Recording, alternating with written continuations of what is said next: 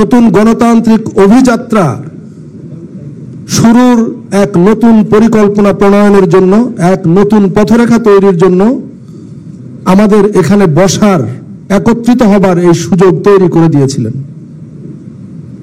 যাদের কারণে আমরা ভীতিহীন এক মুক্ত পরিবেশে নতুন গণতান্ত্রিক অভিযাত্রার প্রস্তুতির কথা বলতে পাচ্ছি, স্বপ্ন দেখতে পাচ্ছি। সেই সমস্ত লড়াকু বীর শহীদদের স্মৃতির প্রতি গভীর শ্রদ্ধা এবং তাদের রূহের মাগফিরাত কামনা করি। 24 জুলাই অভ্যুত্থানে যে সমস্ত লড়াকু সৈনিকেরা গুরুতর আহত হয়ে এখনো হাসপাতালের বিছানায় চিকিৎসাধীন আছেন, তাদের আশু সুস্থতা কামনা করছি। সম্মানিত নেতৃবৃন্দ, আজকের আপনাদের সঙ্গে ঐকমত্য কমিশনের আলোচনার এই শেষ দিন আমাদের জন্য অত্যন্ত তাৎপর্যপূর্ণ। যদি আমরা শেষ করতে পারি, মাননীয় সভাপতি সহসভাপতি বলছেন পরিকল্পনা অনুযায়ী আমরা শেষ করতে চাই। কমিশন খুবই আন্তরিকতার সঙ্গে আজকে এই আলোচনার ইতি টানতে চায়। তো নিঃসন্দেহে যদি আমরা আজকের এই পর্বের এই আনুষ্ঠানিক আলোচনার ইতি টানতে সমর্থ হই, তো এই দিনটি আমাদের জাতীয় ইতিহাসের এক গুরুত্বপূর্ণ দিন বটেই। এবং এই গুরুত্বপূর্ণ তাৎপর্যময় মুহূর্তে এই কমিশনকে যিনি কার্যক্ষেত্রে নেতৃত্ব দিয়েছেন, এই সংস্কার প্রচেষ্টাকে যিনি কার্যক্ষেত্রে কোঅর্ডিনেট করেছেন গত প্রায় 1 বছর ধরে, তিনি প্রখ্যাত রাষ্ট্রবিজ্ঞানী এবং এই কমিশনের সহসভাপতি প্রফেসর ডক্টর আলী রিয়াজ। তার বক্তব্য আমরা প্রতিদিনই শুনি, তার বক্তব্যের মধ্য দিয়েই শুরু হয় এবং আজকে সম্ভাব্য এই শেষ আলোচনার দিনে তার বক্তব্যের মধ্য দিয়েই আমাদের আলোচনা শুরু হবে। এবং তার বক্তব্যের পর আমরা গণমাধ্যমের বন্ধুদের যথারীতি 5 মিনিট সময় দেব। তারা তাদের কাজ শেষ করে এই কক্ষের বাইরে যাবার পর আমাদের মূল আলোচনা পর্ব শুরু হবে। এবং এই সঙ্গে এই ঘোষণাও দিয়ে রাখি যে এখানে আমাদের অনুমোদিত, কমিশনের সঙ্গে পূর্ব থেকে আলোচনাক্রমে যারা অনুমোদিত আছেন নেতৃবৃন্দের বাইরে, কেবলমাত্র তারাই এই কক্ষে অবস্থান করবেন। বাকিদেরকে বিনীতভাবে অনুরোধ করব যে আপনারা বাইরে, আপনাদের জন্য অবস্থানের জায়গা আছে, আপনারা সেখানে অবস্থান করবেন। এ পর্যায়ে আমি জাতীয় ঐকমত্য কমিশনের মাননীয় সহসভাপতিকে বিনীত অনুরোধ করছি তার সূচনা বক্তব্য দেওয়ার জন্য। প্রফেসর আলী রিয়াজ। ধন্যবাদ মনির হায়দার। জাতীয় ঐকমত্য কমিশনের পক্ষ থেকে জাতীয় নেতৃবৃন্দকে, আপনাদের সবাইকে আমাদের আন্তরিক ধন্যবাদ। বিশেষ করে গত দিনের আলোচনায় যে অগ্রগতি হয়েছে, বাস্তবায়ন প্রক্রিয়া নিয়ে আমরা এক জায়গায় আসতে পেরেছি একটি ধাপ হিসেবে, সেজন্য আমি আবারও সবাইকে ধন্যবাদ জানাই। এবং আমি মনে করি যে আজকের আলোচনার মধ্যে বাকি যে অংশগুলো আছে সেগুলো আমরা নিষ্পত্তি করতে পারব। এটা সুস্পষ্ট যে এখানে যারা উপস্থিত আছেন তারা এবং তার বাইরে গোটা দেশ অপেক্ষা করছেন যে আমরা সকলে মিলে এমন একটি ঐকমত্যের জায়গায় পৌঁছতে পারবো যাতে করে জুলাই জাতীয় সনদ 2025 বাস্তবায়নের পথরেখাটা নির্ধারিত হয়, কিভাবে এটা বাস্তবায়িত হবে।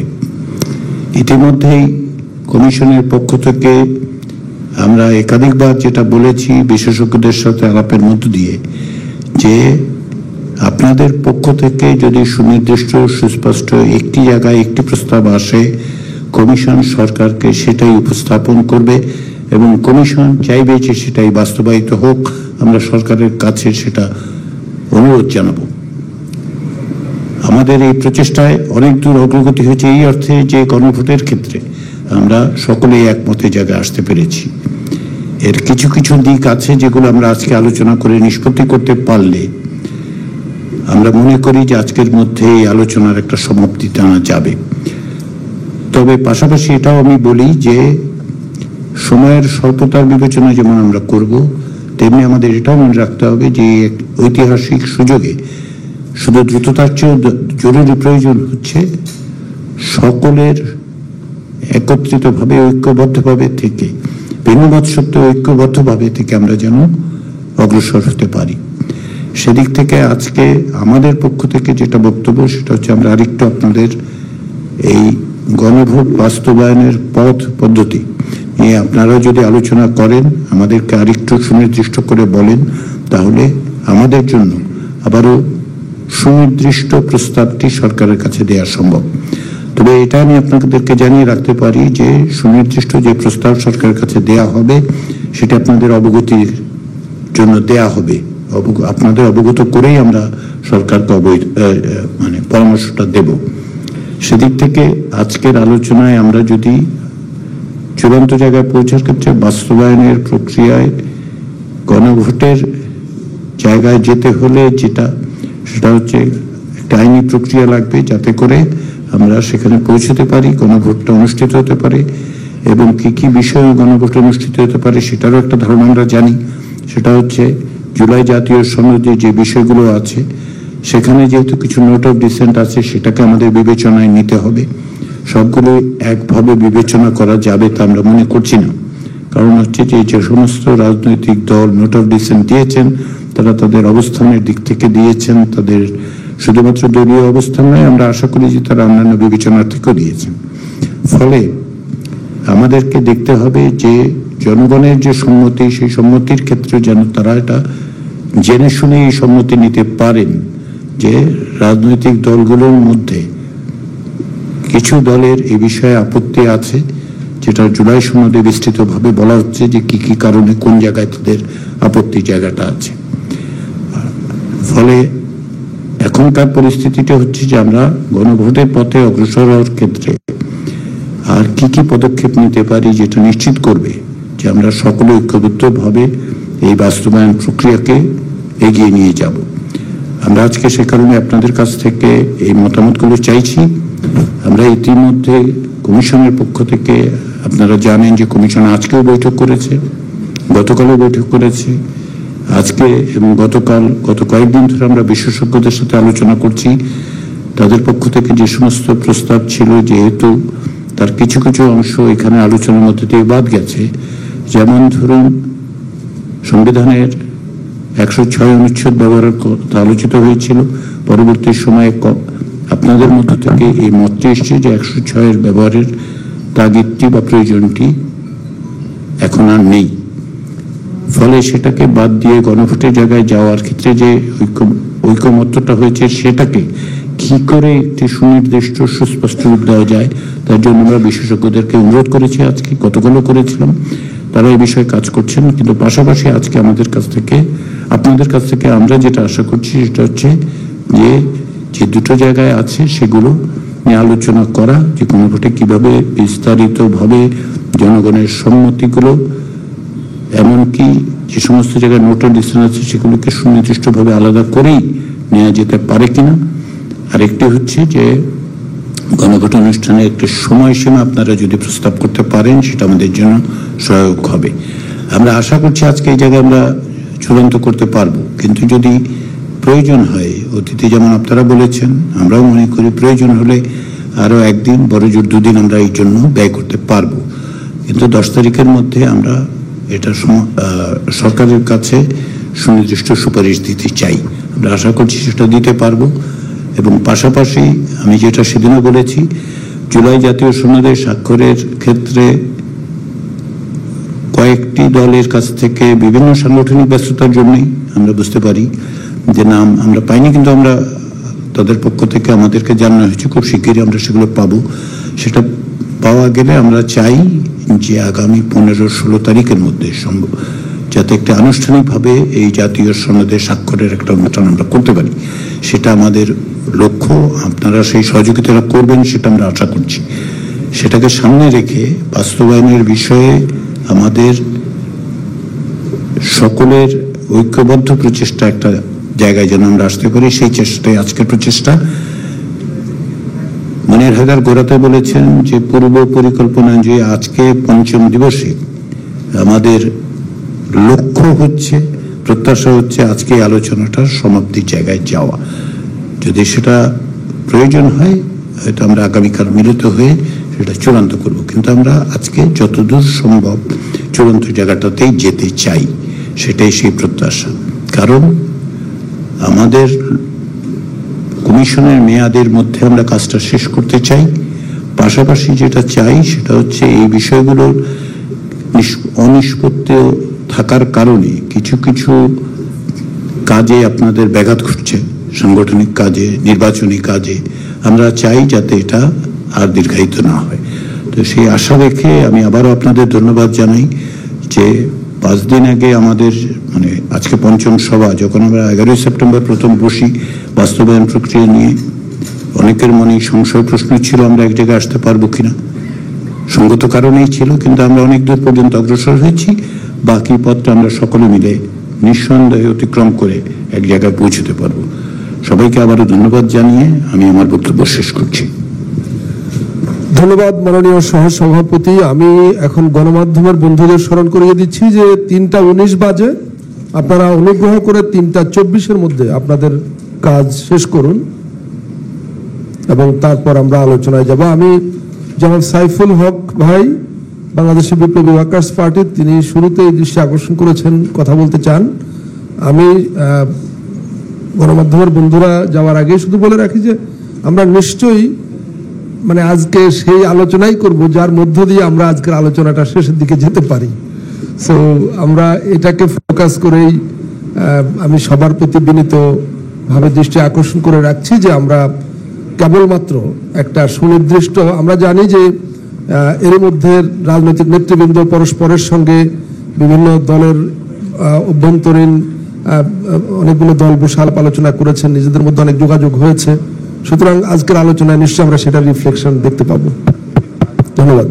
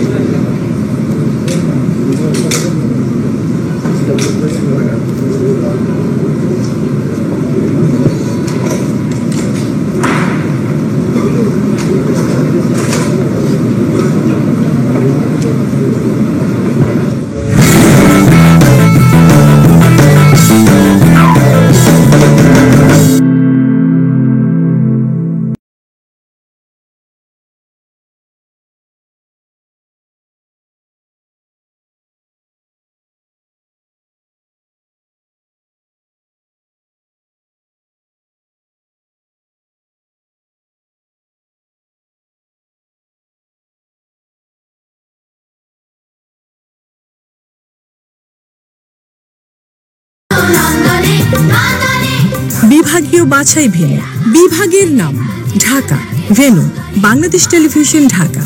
চট্টগ্রাম, চট্টগ্রাম শিল্পকলা একাডেমি। রাজশাহী, রাজশাহী শিল্পকলা একাডেমি। খুলনা, খুলনা শিল্পকলা একাডেমি।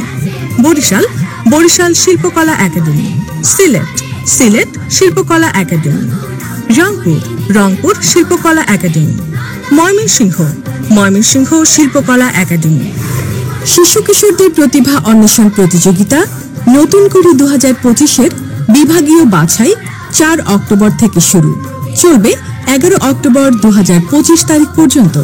ইএস কার্ড প্রাপ্ত সকল বৈধ প্রতিযোগী জন্ম নিবন্ধন সনদ ও ইএস কার্ড নিয়ে মোবাইলে প্রেরিত SMS অনুযায়ী অডিশন দিতে আসবেন। অডিশনের তারিখ মোবাইল SMS এ জানিয়ে দেওয়া হবে। পরীক্ষা কিংবা অনিবার্য কারণে নির্দিষ্ট দিনে কেউ বিজিএম এর প্রধান মাহমুদ হাসান খান এবং ঢাকা চেম্বারের যিনি প্রধান, আপনি জানেন যে ঢাকা চেম্বার এসিমিদের নিয়ে কাজ করে, ঢাকা চেম্বারের প্রধান তাসকিন আহমেদ কথা বলেন। তো এইখানে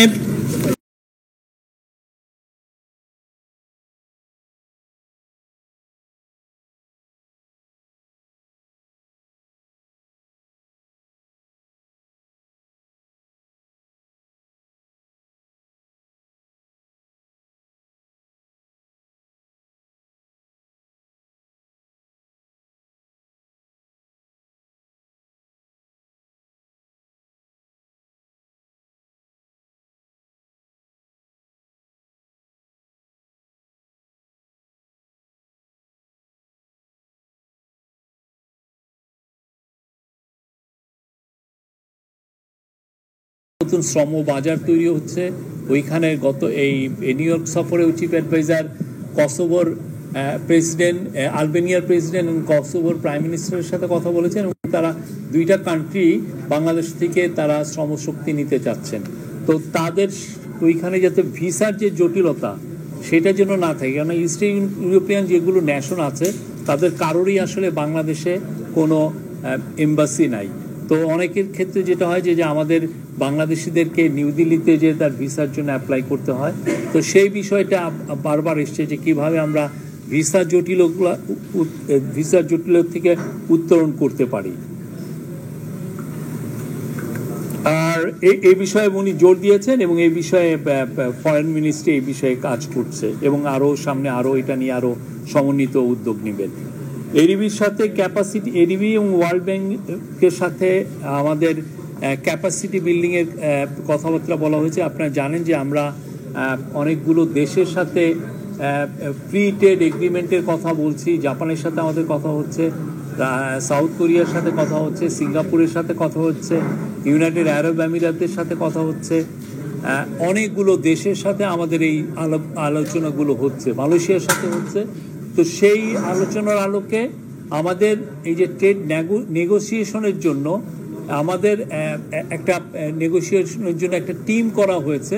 কিন্তু এইটার জন্য যেটা দরকার যে আরও আমাদের এই ক্যাপাসিটি দরকার। এই ক্যাপাসিটির জন্য আমরা ওয়ার্ল্ড ব্যাংক এবং এডিবির সাথে আমরা কথা বলছি এবং তারা আমাদেরকে, আমরা আশা করছি যে তারা এই বিষয়ে আমাদেরকে হেল্প করবে।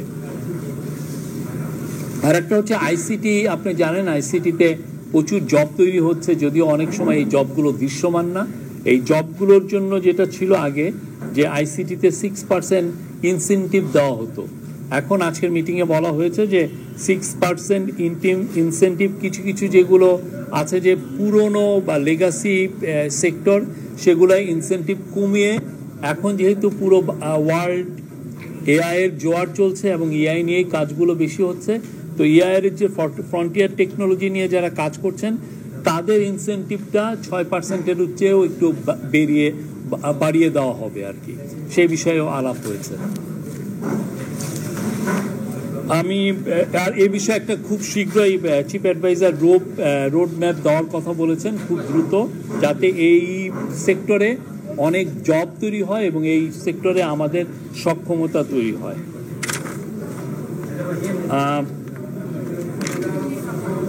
বিজিএমই এর প্রতিনিধি এই মিটিংয়ে ম্যানমেড ফাইবারের উপরে জোর দিয়েছেন। উনি বলেছেন যে ম্যানমেড ফাইবারের যে আমরা যদি ফ্যাক্টরি করতে চাই, ম্যানুফ্যাকচারিং ইউনিট করতে যাই, সেক্ষেত্রে আমাদের কন্টিনিউয়াস গ্যাস সাপ্লাইটা লাগবেই।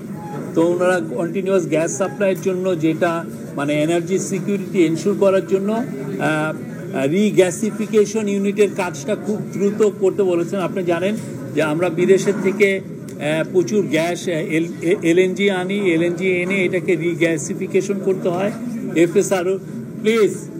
এফএসআরুর মাধ্যমে এটা করা হয়। তো এটা আরও আরেকটা আমাদের হয়তো ল্যান্ড বেস টার্মিনাল লাগবে, রিগ্যাসিফিকেশন টার্মিনাল লাগবে, সেটা করার জন্য ওনারা বলেছেন। এনপিএল এর কথা এসছে এবং ওনারা মাইক্রোফোন দিয়েন না, যেহেতু আমি আগে ওনার নাম ঘোষণা করেছি। ওটা বিশেষণ নাকি? মাননীয় সহসভাপতির মাধ্যমে জিজ্ঞেস করুন। আচ্ছা, জি, আসসালামু আলাইকুম। জাতীয় ঐকমত্য কমিশনের সম্মানিত নেতৃবৃন্দ, জাতীয় নেতৃবৃন্দ, আপনাদেরকে সালাম জানাই, শুভেচ্ছা জানাই। না, আমি কেবলমাত্র একটা প্রসিডিউরালের প্রশ্ন আমি ঐকমত্য কমিশনের দৃষ্টি আকর্ষণ করার জন্যই মূলত একটু আপনাদের বলতে চেয়েছি। আপনারা বরাবরই এই ক্ষেত্রে আপনারা একটা লিডিং রোল নিয়েছেন ঐকমত্য কমিশন।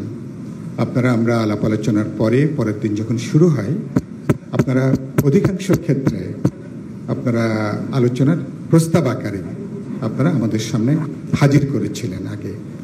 এখন যেহেতু ওদিন আমরা দীর্ঘ আলাপ আলোচনার পরে নীতিগতভাবে আমরা গণভোটের ব্যাপারে সাধারণ একটা সম্মতি আমাদের মধ্যে যেটা দেখা গেছে, এরপর আমরা লক্ষ্য করেছি যে আপনারা বিশেষজ্ঞ প্যানেলের সাথে ধারাবাহিকভাবে আপনারা প্রচুর সময় দিয়েছেন, আলোচনা করেছেন, আপনারা মতামত বিনিময় করেছেন এবং গুরুত্বপূর্ণ ফিডব্যাকও সেখান থেকে আপনারা এসছেন। এবং দেখলাম অনেকগুলো গণমাধ্যম আজকে প্রকাশ করেছে যে কি কি সম্ভাব্য আপনাদের চিন্তা, আলোচনা, কি কি আপনারা প্লেস করতে পারেন। তো আমি আশা করেছিলাম যে আজকে মিটিংয়ের শুরুতেই এই ফাইলে আমরা ঐকমত্য কমিশনের দিক থেকে গণভোটের ব্যাপারে এবং নির্বাচন, গণভোট বা আমরা যে জুলাই সনদের ব্যাপারে সুনির্দিষ্ট করে আপনারা প্রস্তাবটা উত্থাপন করবেন।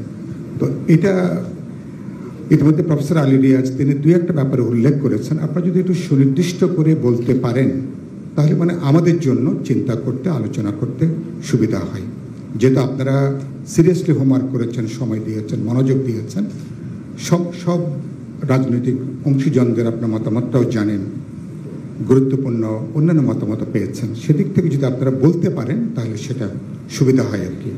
নাহলে আজকে যেটা দাঁড়াবে যে প্রত্যেকে আবার আমরা কথা বলবো, কথা বলার পরে যদি একটা কমন টিউনিং বেরিয়ে আসে তাহলে তো আমরা একটা সিদ্ধান্তের জায়গায় নিশ্চয়ই যেতে পারবো। আর তা না হলে হয়তো আগামীকালকে হয়তো আবার বসার প্রয়োজন হতে পারে। তো সেটা যদি আপনারা যদি একটু বলতে পারেন সুনির্দিষ্ট করে তাহলে মানে আমাদের জন্য ভালো হয় আর কি। ধন্যবাদ। সাইফুর ভাই যেহেতু পদ্ধতিগত প্রশ্ন তুলেছেন, একটু ব্যাখ্যা দেওয়ার চেষ্টা করি। প্রথমত, গণমাধ্যমের বন্ধুদের প্রতি যথেষ্ট আন্তরিক শ্রদ্ধা রেখেই বলি, সব কিছুই পুরোটা সবসময় গণমাধ্যমে আসে না আর কি। যেমন গণমাধ্যমের ক্ষেত্রে আবার এটাও আমরা লক্ষ্য করেছি যে বিভিন্ন রাজনৈতিক দলগুলোর মধ্যে আলাপ আলোচনা হচ্ছে। কিছু আমরা অনানুষ্ঠানিকভাবে আমাদেরকেও জানানো হয়েছে যে আলাপ আলোচনা হচ্ছে। তো এগুলো আমরা জানি। ফলে যেটা হচ্ছে যে আমাদের দিক থেকে আমরা বিশেষজ্ঞদেরকে টাইম টু টাইম এগুলো যেগুলো অনানুষ্ঠানিক আলোচনা হয় সেগুলো অবহিত করি এবং সেগুলোর পরিপ্রেক্ষিতে কি কি ধরনের সুনির্দিষ্টভাবে প্রস্তাব তৈরি করা যায় সেটা নিয়ে আমরা কথা বলি। তো তার দিক থেকে আমরা ভেবেছিলাম যে যেহেতু আপনাদের মধ্যে অনানুষ্ঠানিক আলোচনা হচ্ছে আর বিশেষ করে গণভোটের ব্যাপারে যে ঐকমত্যের জায়গাটা বা সম্মতির জায়গাটা, সম্মিলিত জায়গাটা সর্বশেষ তৈরি হয়েছে, তার পরিপ্রেক্ষিতে যদি আরেকটু এক্সপানশন, আরেকটু বক্তব্য আপনাদের থাকে সেটা আমরা একটু শুনে বরঞ্চ সুনির্দিষ্টভাবে প্রস্তাবটা রাখি। আজকে যেমন ধরুন গোড়াতে আমরা যখন বিশেষজ্ঞদের মতামত নেই এবং আমরা নিজেরাও আলোচনা করি, অনেকগুলি বিকল্প ছিল। তো সেগুলো আবার সমন্বিত করার চেষ্টা করা হয়েছে, যেটাকে আমরা মানে আমাদের ভুলবশত চূড়ান্ত বলে বর্ণনা করেছি, যার জন্য আমি আগেও ক্ষমা প্রার্থনা করেছি, শব্দটা সঠিক হয়নি আমাদের পক্ষ থেকে। তো এখন গণভোটের পরিপ্রেক্ষিতে, গণভোটের তো একটা পূর্ব প্রস্তুতি ওই জায়গায় যেতে হবে। আপনারা যখন গণভোটের কথা বলছেন, আমাদের দিক থেকে বিশেষজ্ঞরা একটি সাংবিধানিক আদেশের কথা বলেছিলেন, সেটা আপনারা অবহিত যে তারা একটা সাংবিধানিক আদর্শের মধ্যে দিয়ে গণভোটের বিষয়টা নির্ধারণ কথা বলেছেন। এবং গণভোটের পদ্ধতিগত দিকটি হচ্ছে যে যেহেতু কিছু বিষয়ে সুনির্দিষ্ট ঐকমত্যই হয়েছে, সেগুলো আর যেগুলোর ব্যাপারে নোট অফ ডিসিশন সেগুলোকে একত্রে রাখা যাবে না। এটাই হচ্ছে বিশেষজ্ঞদের মতামত, যে একত্রে রাখলে সেটাতে বিভ্রান্তি তৈরি হতে পারে। জনমত নেয়ার ক্ষেত্রে, মতামত নেওয়ার ক্ষেত্রে একটা বিভ্রান্তি তৈরি হতে পারে, যেটাতে সকল দল বা বৃহদাংশ দলের এক ধরনের ঐকমত্য আছে, সেইটা আর যেটার মধ্যে নেই, দুটোর মধ্যে একত্রিত করার মধ্যে একটু সংকট দেখা দেয়। তো সেটাও বিবেচনায় আছে যে তাহলে এইভাবে একটা গণভোটের কথা বলা যায়। কিন্তু আপনাদের পক্ষ থেকে যদি আরও প্রস্তাব থাকে, যেহেতু আলাপ আলোচনাটা হচ্ছে আপনাদের মধ্যে, আমাদের এখানেও হচ্ছে, সেটার প্রতিও আমরা একটু নজর দিতে চাই। তার কারণ দৃষ্টিভঙ্গির দিক থেকে কিন্তু আমরা বারবার বলেছি যে বৃহদাংশের দল যে বিষয়ে একমত হবেন, সকলে একমত হতে পারলে ভালো, যদি সেটা নাও হয় অন্ততপক্ষে একটা বৃহৎ অংশের যদি একমতের জায়গা হয়, সেটাই কমিশন গ্রহণ করবে। কমিশন প্রস্তাব দিচ্ছে বটে, কিন্তু সেগুলি তো সবসময় আপনাদের মতামতের প্রতিফলন ঘটানোর জন্য দিচ্ছি। আমরা নতুন কিছু ইনভেন্ট করছি না, বিশেষজ্ঞদের পরামর্শ নিচ্ছি, মতামত নিচ্ছি। সেই জায়গার থেকেই আমরা আসলে আজকে লিখিত কিছু প্রস্তাব করিনি। আমরা আশা করছি যে যদি আজকে ধরুন কিছুক্ষণ আলোচনার মধ্যে ওই জায়গায় আমরা পৌঁছতে পারি, তাহলে হয়তো আমরা একটা লিখিত ভাষ্য, ওইটারই প্রতিফলন ঘটিয়ে একটা লিখিত ভাষ্য আনবো। এটা আমরা অতীতেও করেছি আলোচনার সময়, আপনাদের সাথে কথাবার্তা বলার পরিপ্রেক্ষিতে আমরা কমিশন বৈঠক করে লিখিত একটা ভাষ্য নিচ্ছে, সেটার উপর আলোচনা। আমরা সেই প্রক্রিয়াটাই অনুসরণ করতে চাচ্ছি এই কারণে যে যেহেতু ইতিমধ্যেই ঐক্যের জায়গাটা অনেক সুদৃঢ় হয়ে উঠছে আলাপ আলোচনার মধ্যে দিয়ে, কাছাকাছি আসার জায়গাটা আগের যে কোনো সময়ের তুলনায় দ্রুততর হচ্ছে, সেইটাই আমরা মানে আশা করছি যে আজকে আমরা অগ্রসর হতে পারবো। আমার মনে হয় যে অনুমতি দিলে আমি একটু ধন্যবাদ হাসান ভাই, কিন্তু আপনার আগে আরো কেউ কেউ বলতে চেয়েছেন, আমি কি আগে তাদেরটা শুনে আসবো? এর মধ্যে যেমন আপনাদের ইচ্ছে, আমি জানি না, আমি মনে করেছি যে আলাপটা একটা জায়গায় শুরু করা দরকার। আমার মনে হচ্ছে যে আমরা অনেকগুলো অকারণ আলোচনা করতেছি না, তাহলে আমি অবশ্যই আপনার কাছে আসবো, কিন্তু তার আগে একটু ডাক্তার মোস্তাক হোসেন ভাই এবং জাভেদ রাসিন কথা বলতে চেয়েছেন, তাদের দুজনকে একটু শুনে আসি। ও মান্না ভাই, আমি দুঃখিত, তাহলে আগে আমি সবার আগে মান্না ভাইকে শুনি। জনাব মাহমুদুর রহমান মান্না। মান্না ভাই, নাগরিক ঐক্য, জনাব মাহমুদুর রহমান মান্না। আসসালামু আলাইকুম সবাইকে। আমি আলোচনা করছি না, আমি সহসভাপতি প্রফেসর আলী রিয়াজ যেরকম বললেন যে 106কে বাদ দিয়েছি আমাদের অনেকের মানে রাজনৈতিক দলগুলোর মতামত সাপেক্ষে। আমি একটু জানতে চাই কারা কারা এই মত দিলেন, সম্ভব কি? মানে ভাই আমাদের স্মৃতি যদি মানে এইখানে কিন্তু এই আলোচনাটা হয়েছিল সম্ভবত বাদ দেবার কথা 17ই সেপ্টেম্বরের দিকেই, যে 106-এর প্রয়োজনটা আর দেখছেন না তারা, এবং তারই ভিত্তিতে বলা হয়েছিল যদি গণভোটের মধ্যে দিয়ে করার মানে তারই ধারাবাহিকতায় গণভোটের ছুটে এসেছিল যে 106-এর জায়গায় যাওয়ার প্রয়োজন হবে না আর কি। তো প্রয়োজন হবে না বলে বাধ্য হয়েছে এটা আপনাদের অধিকাংশের বা ওই দিনের আলোচনার যে ধারাবাহিকতা, তাতে বলা হচ্ছিল যে 106 কিছু কিছু কেউ কেউ একে ঝুঁকিপূর্ণ বলে বর্ণনা করেছিলেন। তদুপরি এই এসেছিল যে রাজনৈতিক সিদ্ধান্তের ব্যাপারে আদালতকে সংশ্লিষ্ট যতদূর সম্ভব না করার, এই সমস্ত বিবেচনার থেকে 106 বাদ দেওয়ার কথা বলা হয়েছিল। ধন্যবাদ। আমি বিনীতভাবে জনাব ডাক্তার মোস্তাক ভাই এবং জাভেদ রাসিন আপনাদের কাছ থেকে একটু ক্ষমা চেয়ে নিয়ে আগে হাসাদ কাইয়ুম ভাইয়ের কথা শুনি। জনাব অ্যাডভোকেট হাসাদ কাইয়ুম, সভাপতি রাষ্ট্র সংস্কার আন্দোলন। ধন্যবাদ আপনাদের। না, আমি জাস্ট একটু মানে আমাদের নিজেদের মধ্যে যে আলাপ আলোচনা হচ্ছিল এটার একটু আপডেট আপনাদের দিতে যাচ্ছি, যাতে আমার মনে হয় যে আলোচনাটা আমাদের যেখানে আমরা আটকা পড়ছি সেখান থেকে শুরু করা যায়। আমাদের যেটা মনে হয়েছে, যেমন আজকেও আমি ছিলাম, সাকিব ছিলেন, ধরেন আমরা জামাত ইসলামের ভাই এবং অন্যান্য কয়েকটা পার্টির সাথে একসাথে এমনি জাস্ট ইনফর্মালি বসছিলাম। আমাদের বসাবসি তো সবই ইনফর্মালি হচ্ছে, এখানেও ইনফর্মালি আমরা বসছিলাম। এমনিতে আমাদের কাছে মান্না ভাই যেটা বলছে, এর বাইরে আসলে সাধারণভাবে হাউজের এরকম একটা জায়গায় আমরা এক ধরনের ইমপ্রেশন ছিল আমাদের যে আমাদের 106 লাগতেছে না, এটা একটা জেনারেল ইমপ্রেশন আমার কাছে মনে হচ্ছে হাউজে হয়েছিল। আরেকটা ছিল যে আমরা একটা গণভোটের ব্যাপারে মোটামুটি সবাই মনে করতেছিলাম যে এটার একটা সমাধান হচ্ছে গণভোট। একটা ছিল যে আসলে নোট অফ ডিসেন্টের ব্যাপারটা আজকেও আলোচনার মধ্যে যেটা ছিল যে নোট অফ ডিসেন্ট আলাদা করা এবং নোট অফ ডিসেন্ট কতটা কমায় আনা যায়। যেমন আজকে পর্যন্ত আমাদের সাইড লাইনে এগুলি নোট অফ ডিসেন্ট কমানোর জন্যে আমরা মনে করছি যে বিএনপির সাথে সাইড লাইনে আলাপ করা যেতে পারি। এই হাউসে সবাই আবার পুরো জিনিসটা ওপেন করে আমরা নোট অফ ডিসেন্টগুলি নিয়ে আলাপ করবো এরকম চিন্তা হয়নি। এটা আপনাদের জানানোর জন্য বলতেছি। আরেকটা হচ্ছে যে যেটাতে আমরা আসলে মনে হয়েছে যে ভিন্নমত আছে, সেটা হচ্ছে যে আমার মনে হয়েছে যে আমরা অধিকাংশরা মনে করেছিলাম যে একই দিনে যদি গণভোট হয়, মানে গণভোট এবং নির্বাচন, জাতীয় সংসদ নির্বাচন যদি একই দিনে হয়, তাহলে প্রায় কারোরই খুব বেশি আপত্তির জায়গা নেই। আমার কাছে মনে হয় যে জামাত ইসলামের বন্ধুরা বললে সবচেয়ে ভালো হয়। ওনাদের সাথে আলাপ থেকে আমাদের কাছে মনে হয়েছে যে না, ওনারা মনে করছেন যে সব ঠিক আছে, মোটামুটি আমাদের আকাঙ্ক্ষার জায়গায় ঠিক আছে, পদ্ধতি নিয়ে এত বেশি আসলে জটিলতা তৈরি করার জায়গাটা অ্যাভয়েড করার যে টেন্ডেন্সি, এটার প্রতি ওনাদের এক ধরনের কি বলা যায় যে সমর্থন আছে, পক্ষপাত আছে।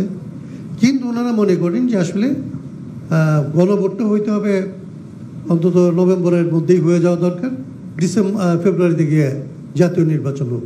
আবার এটা নিয়ে অন্যদের সাথে আমরা আলাপ করছি, তারা আবার একটা বড় অংশ মনে করে যে না, এই দুইটা জিনিসকে একই জায়গায় হইতে হবে। তার মানে আমি বলতে চাইতেছি আমাদের মধ্যে ভিন্নমতের জায়গা দাঁড়াবে এরকম 2-3টা, এবং যাদের জায়গা থেকে ভিন্নমতের জায়গাটা দাঁড়াবে সে আলাপগুলি যদি আমরা এখানে করতে পারি, এখানে শেষ করতে পারলে ভালো, না হইলে হয়তো আমাদেরকে আরেকটু সময় দিতে হবে। আমরা নিজেদের মধ্যে আরও আলাপ করতে চাই, একদিন যদি লাগে আমার কাছে মনে হয় যে আলাপ করতে পারবো। এইগুলি আমার মোটা দাগে পার্থক্য মনে হয়েছে। আর যদি আরও মিস করে থাকি আমি, তাইলে অন্যরা আলাপটা তুললে সেটা আসলে সহজ হবে। আমি এইটুকু বলার জন্য, আর কিছু না। ধন্যবাদ। অনেক ধন্যবাদ জনাব হাসনাত কাইয়ুম। আমি এখন আমন্ত্রণ জানাচ্ছি জনাব ডক্টর মুস্তাক হোসেন, বাংলাদেশ জাসদ। ধন্যবাদ। হাসনাত কাইয়ুম বলে ভালোই হয়েছে, আলোচনার সুনির্দিষ্ট পিন পয়েন্টেড করা যাবে। প্রথম পয়েন্ট হচ্ছে যে আমরা জাতীয় সংসদে যেগুলো সর্বসম্মত ঐক্যমত আছে, শুধু সেই বিষয়ে গণভোটটা হওয়া দরকার। দ্বিমতগুলো আলাদা, কারণ দ্বিমত যদি আপনি গণভোটে দেন তাহলে আরও 14টা এরকম গণভোট দিতে হবে। এই সর্বসম্মতগুলোই আমরা গণভোটে যাওয়ার পক্ষপাতী। এখন গণভোট কিভাবে হবে? 1991 সালে গণভোটের জন্য একটা আইন করা হয়েছিল, কারণ তখন জাতীয় সংসদে 2/3 সদস্য রাষ্ট্রপতির পদ্ধতির থেকে সংসদীয় পদ্ধতিতে যাওয়ার পক্ষে ভোট দিয়েছিলেন। সেটাকে গণভোটের মাধ্যমে করা হয়, চূড়ান্ত করা হয়। সেই আইনটাকে সংশোধন করে রাষ্ট্রপতির অধ্যাদেশ বা গেজেট, সেটাকে ওটা ছিল সংবিধানের পরের গণভোট।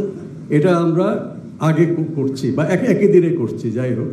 তো সেখানে এই আলাদাভাবে অন্য কোনো আইন না করে ওটাকেই আমরা এডিশন করতে পারি বলে মনে করছি।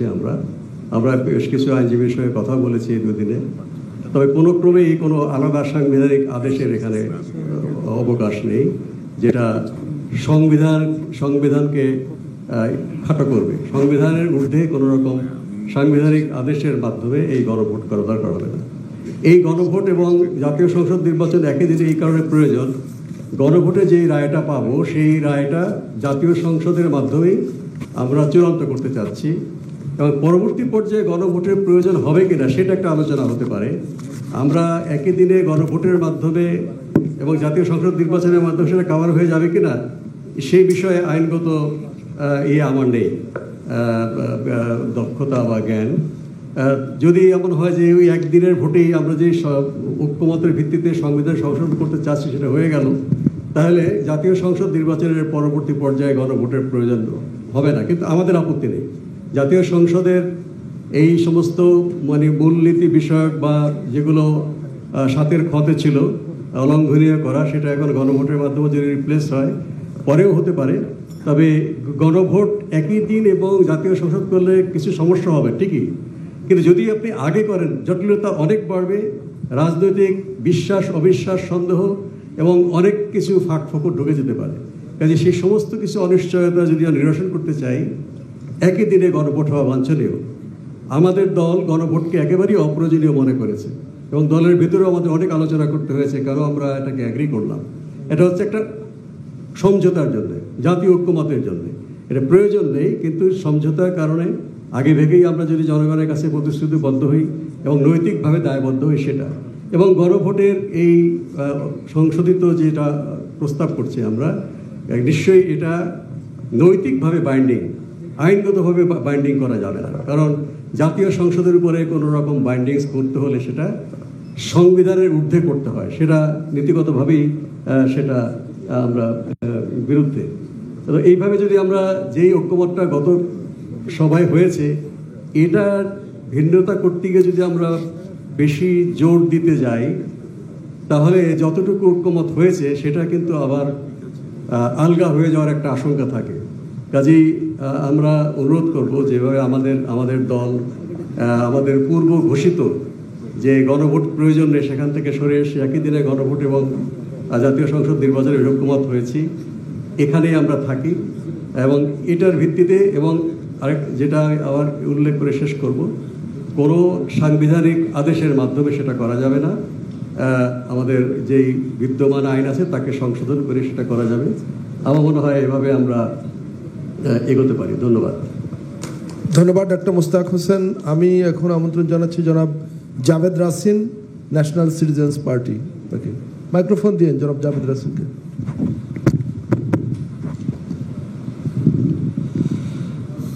আসসালামু আলাইকুম সবাইকে।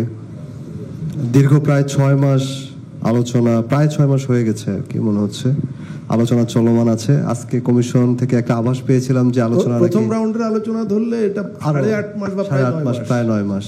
ভেবেছিলাম আজকেই হয়তো শেষ, কিন্তু আজকে আবার শুনলাম আরো নাকি 1-2 দিন হতে পারে যদি আলোচনার জায়গায় যায়। আমরা একটা রক্তে ভেজা বিপ্লবকে পার হয়ে এই জায়গায় এসে উপস্থিত হয়েছি। এইটা ভুলে যাবার কোনো কারণ আমি মনে করি না যে এখানে যারা আছেন তারা সেটা ভুলে গিয়ে আলোচনা করছেন কিনা। বিপ্লব আমাদেরকে, আপনি বিপ্লব বলেন, গণ অভ্যুত্থান বলেন, যে আলোচনাতেই যান, এই 1000-এর অধিক প্রাণ গিয়েছে এমন একটা ঘটনা জাতির জীবনে বারবার আসবে না। এবং এরকম একটা ঘটনা আমাদেরকে কি উপহার দিয়েছে সেই জায়গাটায় যদি আমরা আলোচনা করতে চাই, তাহলে অবশ্যই এই যে আমরা সবাই মিলে কথা বলছি এটাই অনেক বড় একটা অর্জন আমাদের জাতির জন্য। এখন এই অর্জনটাকে ঘরে তোলার পালা, সেটাই তো এখন বাস্তবায়ন প্রক্রিয়া নিয়ে কথা হচ্ছে। যেহেতু গণ অভ্যুত্থান পরবর্তী এই সময়ে, যেখানে এই অন্তর্বর্তীকালীন সরকার ক্ষমতা নেওয়ার পর তার প্রধান ম্যান্ডেট ছিল সংস্কার করা, যে সংস্কারটা আমরা বলছি এই যে ফেসিবাদী কাঠামো, সেই কাঠামোর বিলোপ সাধন করতে হবে। সেই ফেসিবাদী কাঠামোর বিলোপ, যেই সংবিধানের ভিতরে যে জিনিসগুলো আছে সেগুলোকে আমরা ছুঁড়ে ফেলে দিয়ে বা সেগুলোকে আমরা সংস্কার করার মাধ্যমে আমরা একটা গণতান্ত্রিক অগ্রযাত্রার দিকে যাতে ধাবিত হতে পারি, সেই জন্য যেই কাজগুলো করা দরকার সেগুলো করার জন্য আমরা এখানে বসছি। এখন এমন কোনো প্রক্রিয়ার মধ্যে দিয়ে আমরা যেতে চাই না যে প্রক্রিয়া পরবর্তীতে প্রশ্নবিদ্ধ হবে, পরবর্তীতে কোর্টের কাছে গিয়ে সেটা বাতিল হয়ে যাবার কোনো সম্ভাবনা আছে। আমরা এমন একটা সংস্কার প্রক্রিয়ার কথা বলতে চাই যেটা টেকসই হবে। এখন অনেকেই বলতে পারেন যে একটা বিপ্লব হলে তো সব কিছু উল্টে যাবে, সেটা বিপ্লব যখন হবে তখন সেটা ধরা যাবে। কিন্তু এখন এই যে কাঠামোর মধ্যে আমরা আছি, এই কাঠামোর মধ্যে আমরা এই সংস্কারটাকে টেকসই করার দিকে আমাদের মন দেওয়া উচিত। এবং এই টেকসই করার জন্যে অবশ্যই যদি আমরা 106-এর আলোচনা বাদ হয়ে গেছে, এখন গণভোটের আলোচনা আছে এবং কনস্টিটিউয়েন্ট পাওয়ারের কথা আছে পরবর্তী পার্লামেন্টের, সেই জায়গায় যেতে হলে অবশ্যই একটা সাংবিধানিক আদেশ না হলেও, জুলাই সনদ বাস্তবায়ন আদেশ নামে হলেও একটা অর্ডার জারি করতে হবে। এই অর্ডার ছাড়া, কারণ আপনি 142-এর অধীনে যে গণভোট আছে সেই গণভোট কিন্তু এই গণভোট না, যে গণভোটের মাধ্যমে আমরা যাব সামনে। এই জুলাই সনদ বাস্তবায়নের যে গণভোটটা হবে সেই গণভোট আপনি 142 দিয়ে কভার করতে পারবেন না। তার মানে আপনাকে অবশ্যই সংবিধানের বাইরেই যেতে হবে। সেই জায়গাটা থেকে আমরা বলছি যে আপনাকে অবশ্যই একটা আদেশ জারি করতে হবে। সেটা আমরা গতকালকে আমাদের আলোচনায় বলেছি, জুলাই সনদ বাস্তবায়ন আদেশ এরকম একটা নাম হতে পারে। সংবিধান আদেশ দিলে অনেকের এখানে যেহেতু আপত্তি আছে, এটা সুপ্রা কনস্টিটিউশনাল কোনো কিছু হয়ে যায় কিনা, সেই জন্য নামের মধ্যেই এটা স্পেসিফাই করা হবে যে আদেশটার ধরন কি হবে। এই আদেশ শুধুমাত্র জুলাই সনদ বাস্তবায়নের জন্যই প্রদান করা হবে।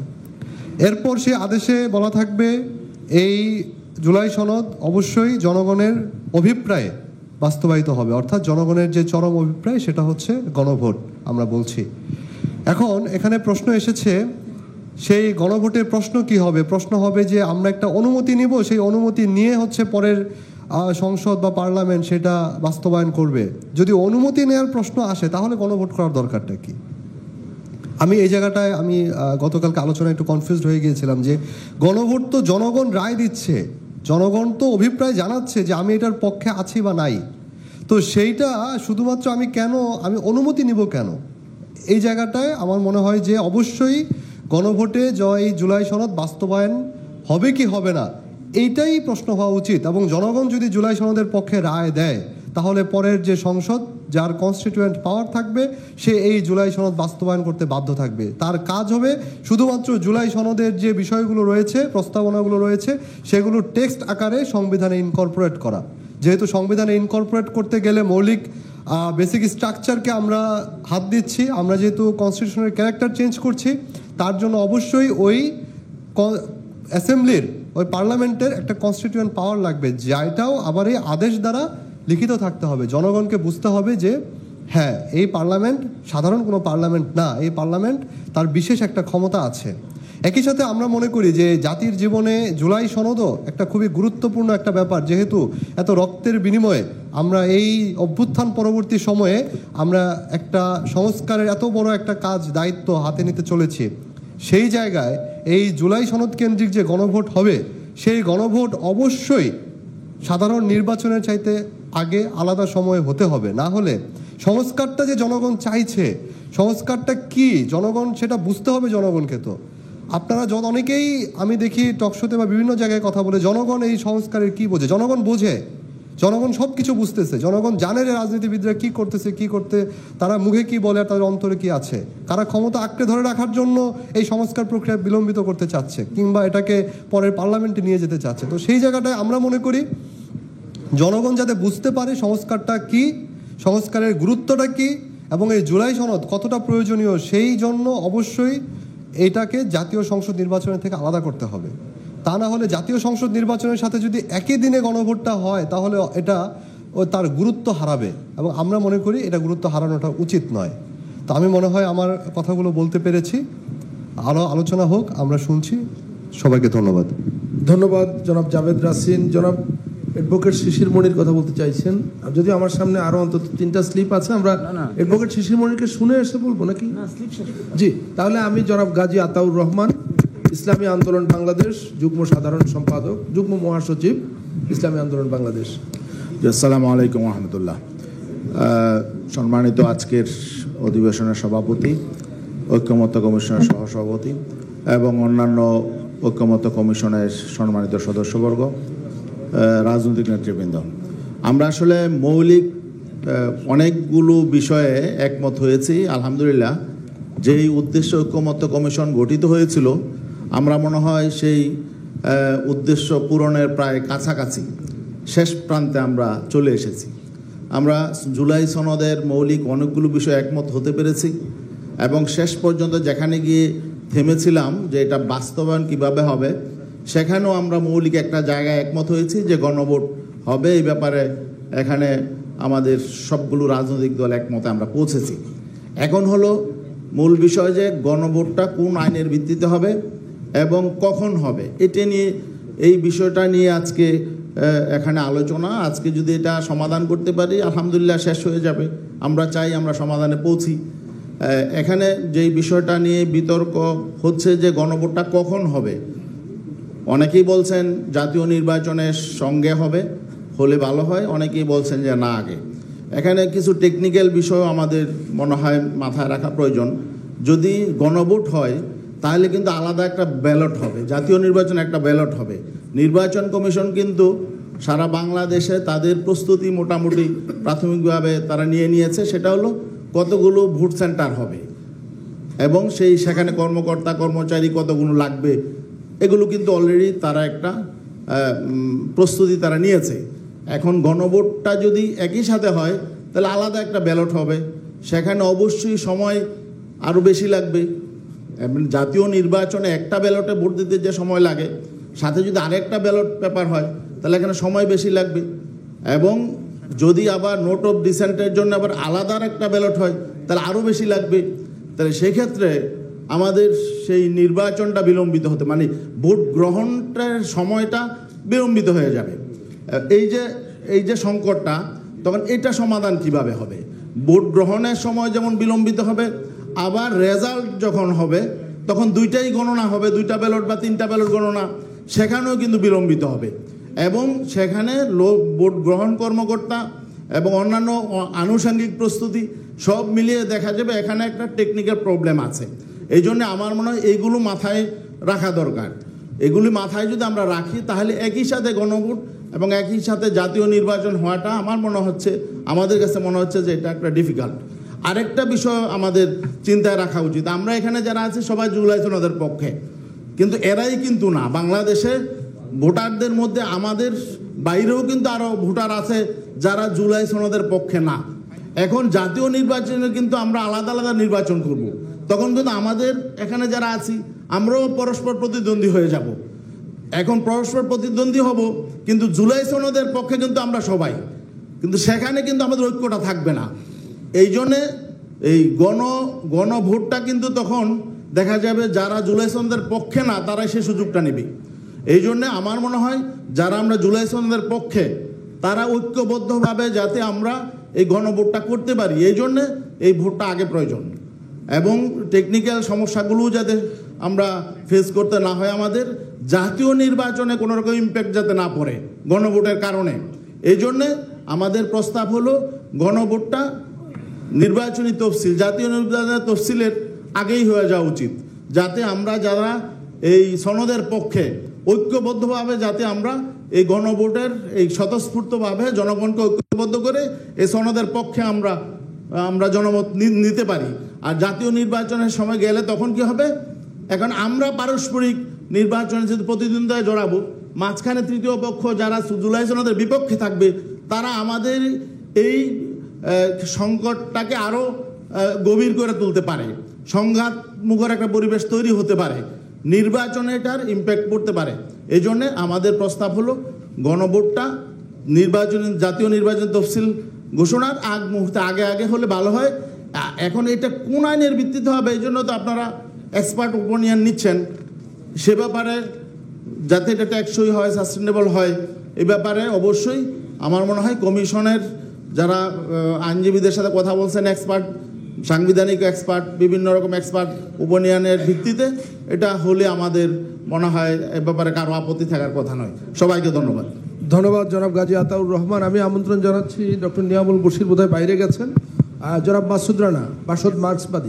মাসুদ কথা বলার আগে আপনি যদি অনুমতি দেন আমাকে 2 মিনিট। মোস্তাক ভাই কথাটা বলেছেন আমি জাস্ট বোঝার জন্য, কমিশন যেহেতু এটা নিয়ে বিশেষজ্ঞদের সাথেও কথা বলছে, আমাদের মধ্যেও আলোচনা হচ্ছে, তো আপনার প্রস্তাব অনুযায়ী গণভোটে শুধুমাত্র যেগুলো ঐক্যমত্য হয়েছে সেগুলোর বাইরে, ঐক্যমত্য বলতে তো ওই অর্থে একেবারে প্রত্যেকটি বিষয়ে ঐক্যমত্য, সর্বসম্মত অর্থে ঐক্যমত্যর পরিমাণ তো কিছু কম, তো বা বৃহত্তর ঐক্য প্রতিষ্ঠিত হয়েছে যেভাবে আমরা বলি।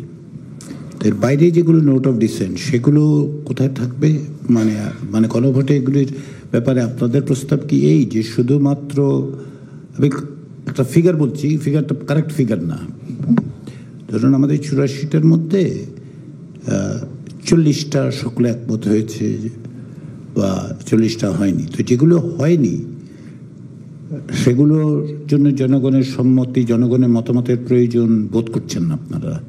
হ্যাঁ, যেগুলো সম্মত হয়নি সেগুলো তো জাতীয় সংসদ নির্বাচনে সমস্ত দল তাদের ম্যানিফেস্টোতে উল্লেখ করবে যে আমরা এটার পক্ষে। তারা যদি জাতীয় সংসদ নির্বাচনে ম্যান্ডেট পায় তখন সংশোধন হবে, কিন্তু গণভোটে যদি আপনি দ্বিমতগুলো দিতে চান তাহলে প্রত্যেকটার জন্য আলাদা আলাদা গণভোট প্রয়োজন হবে। তবে আপনি এই নোট অফ ডিসেন্ট কমিয়ে আনার জন্য একটা এক্সারসাইজ করা যেতে পারে, যেগুলো আগের মিটিংও বলেছি, পর্যবেক্ষণ আকারে থাকবে যে আমরা এটা সমর্থন করিনি কিন্তু বৃহত্তর ইয়েতে মেনে নিলাম। যেমন তত্ত্বাবধায়ক সরকারের বিষয়ে বলেছি যে বিচার বিভাগকে সম্পৃক্ত করার বিরুদ্ধে আমাদের দল ছিল, এখান থেকে আপত্তি তুলে নিয়ে আমরা সেটা পর্যবেক্ষণে নিলাম। এভাবে যদি কোনো অন্যরা যারা আছেন তারা এভাবে যদি গণভোটে দিতে চান, এই ছোটোখাটো তাদের বিবেচনায় ছোটোখাটো আপত্তি পর্যবেক্ষণ আকারে লিপিবদ্ধ করে সেটা গণভোটে যেতে পারে। কিন্তু বেসিক যেগুলো করছে, যেন আমাদের রাষ্ট্রীয় 4 মূলনীতি বিষয়ে একটা গুরুতর আপত্তি আছে, এটা থাকলে তো আমরা সনদে সই করবো না, এটা যদি আমাদের দলিলে থাকলে বাইরে থাকতে হবে। কিন্তু গণভোটে এইরকম প্রশ্ন যাদের আছে এগুলো অবশ্যই গণভোটের বাইরে থাকবে। জাতীয় সংসদ নির্বাচনের সময় তারা এই বিষয়ে জনগণের ম্যান্ডেট চাইবে দল ভিত্তিতে, নোট অফ ডিসেন্ট তো দল ভিত্তিতে হয়েছে, যারা ম্যান্ডেট পাবে তারা সেইভাবে সংবিধান সংশোধনে রোল প্লে করবে। আমি একটু ডেভিলস অ্যাডভোকেটের ভূমিকা পালন করি, তাহলে যেগুলিতে ঐক্যমত্য হয়েছে সেগুলির জন্য প্রয়োজন হবে কেন? আসলে তো প্রয়োজন নাই। আমাদের দল তো মনে করে এই গণভোটটা অপ্রয়োজনীয়, এখন বৃহত্তর ঐক্যের স্বার্থে আমরা এটা করছি। আসলে আপনার কথার সাথে একমত, যেগুলো আমরা জাতীয় ঐক্যমত হয়েছে শুধু গণভোট করা আমরা আসলেই মনে করি এটা আমাদের দলের ভিতরে র্যাঙ্ক অ্যান্ড ফাইলে প্রশ্নের সম্মুখীন হয়েছে যে আপনারা ঐক্যমত হয়েছেন, গণভোট করা কি দরকার? বলেছে আমরা বৃহত্তর জাতীয় ঐক্যের স্বার্থে আমরা এই বিষয়ে একমত হয়েছি, যেন আমরা একসাথে চলতে পারি।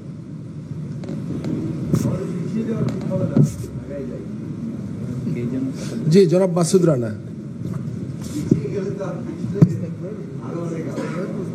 মাননীয় সহসভাপতি, উপস্থিত জাতীয় ঐক্যমত্য কমিশনের সদস্যবৃন্দ, রাজনৈতিক দলের নেতৃবৃন্দ, সবাইকে আমাদের দল বাসদ মার্ক্সবাদীর পক্ষ থেকে শুভেচ্ছা জানাচ্ছি।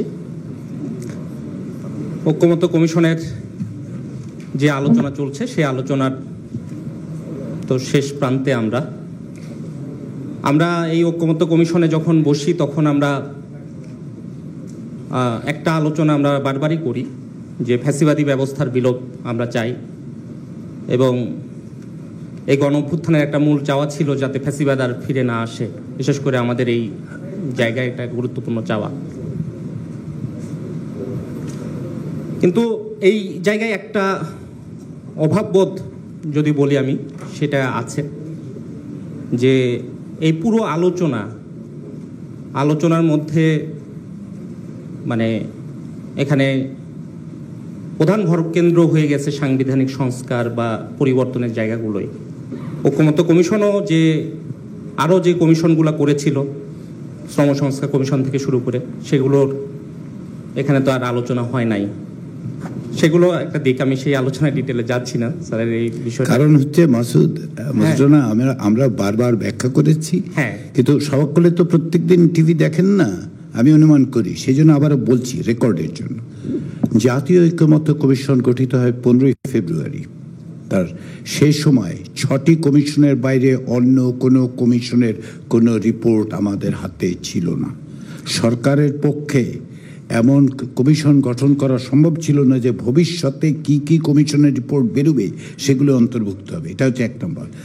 তারপরে যে 7ম রিপোর্টটি যখন বের হয় তখন আপনাদের সাথে প্রাথমিক পর্যায়ের আলোচনার প্রায় শেষ পর্যায়ে এসে 7ম রিপোর্টটি বেরিয়েছে।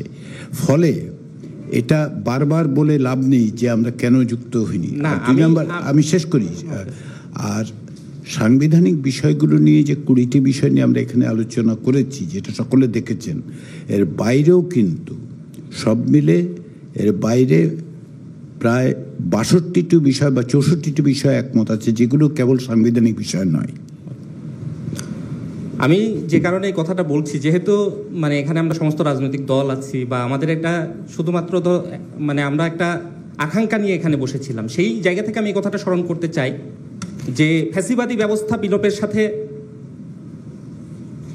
মানুষের শিক্ষার অধিকার, স্বাস্থ্যর অধিকার, শ্রমজীবী মানুষের মানুষ হিসেবে বাঁচার অধিকার, ন্যূনতম মজুরি পাওয়ার অধিকার, কৃষকের অধিকার, সেই অধিকারগুলো যুক্ত। এবং এখানে যাতে একটা বৃহৎ পুঁজিপতি শ্রেণী গড়ে ওঠে না, যাতে না উঠে, যারা হাজার হাজার কোটি টাকা বিদেশে লোপাট করছে, এই অনেকগুলো আমি বলছি যে ধরেন মানে এই ফ্যাসিবাদী ব্যবস্থা বিলোপের সাথে কিন্তু আওয়ামী লীগ, শেখ হাসিনা সরকার গত 15 বছরে যা যা করেছে সেই নীতির বিপরীতে রাষ্ট্র পরিচালিত হওয়ার সাথে যুক্ত, এই কথা যাতে আমরা ভুলে না যাই।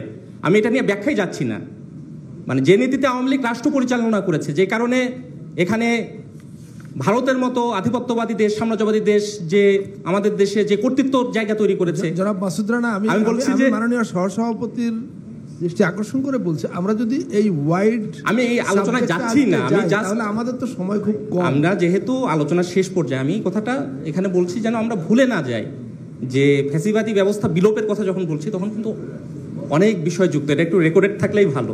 আমি কথাটা বলতে চাচ্ছি যেহেতু এখানে বারে বারে আলোচনায় আসে, হ্যাঁ, ইতিহাসের, হ্যাঁ, যেহেতু পাঠ। ধন্যবাদ। ফলে আমি এই কথাটা বলতে চাচ্ছি, আমাদের এই অভ্যুত্থান বা আমাদের যে এই যে আলাপ আলোচনা, অনেক সময় আমরা এই আলাপ আলোচনার ইয়েটা আমি এভাবে বুঝি যে এটা কিন্তু একটা ভিত্তি তৈরি করছে। এই যে আমরা আলাপ আলোচনা করছি, আমরা অবশ্যই এটার মধ্য দিয়ে একটা ভিত্তি তৈরি হবে।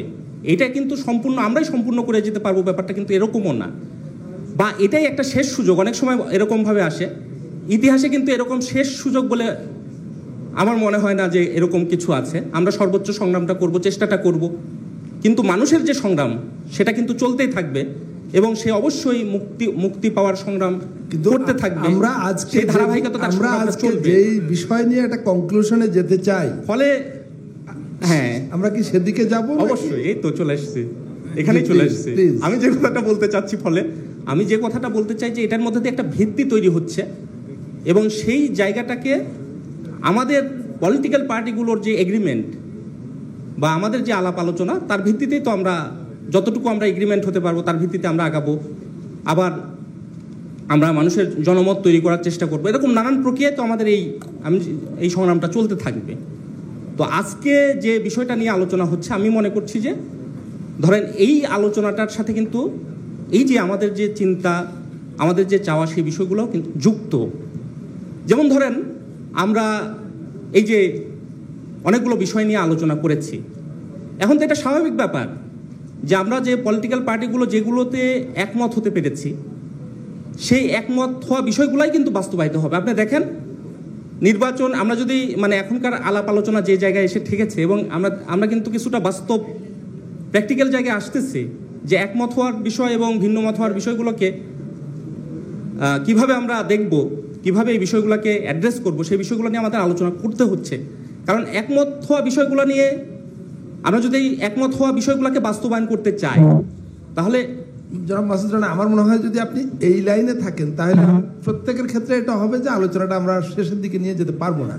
আমরা টু দ্য পয়েন্ট আছি বাস্তবায়নের উপায় সম্পর্কিত বিষয় নিয়ে, এবং আপনার আগে যারা কথা বলেছেন তারা বেশি বা কম যতটাই বলেছেন কেবলমাত্র এই বিষয়ের উপর বলেছেন। ওটা নিয়ে আমি বলছি, আমি যে কথাটা বলতে চাচ্ছি সেটা খুব পরিষ্কার যে আমরা যে বিষয়গুলোতে রাজনৈতিক দলগুলো একমত হতে পেরেছি, সেই একমত হওয়ার বিষয়গুলো আমরা সেগুলো নিয়ে আমরা গণভোটে যাই।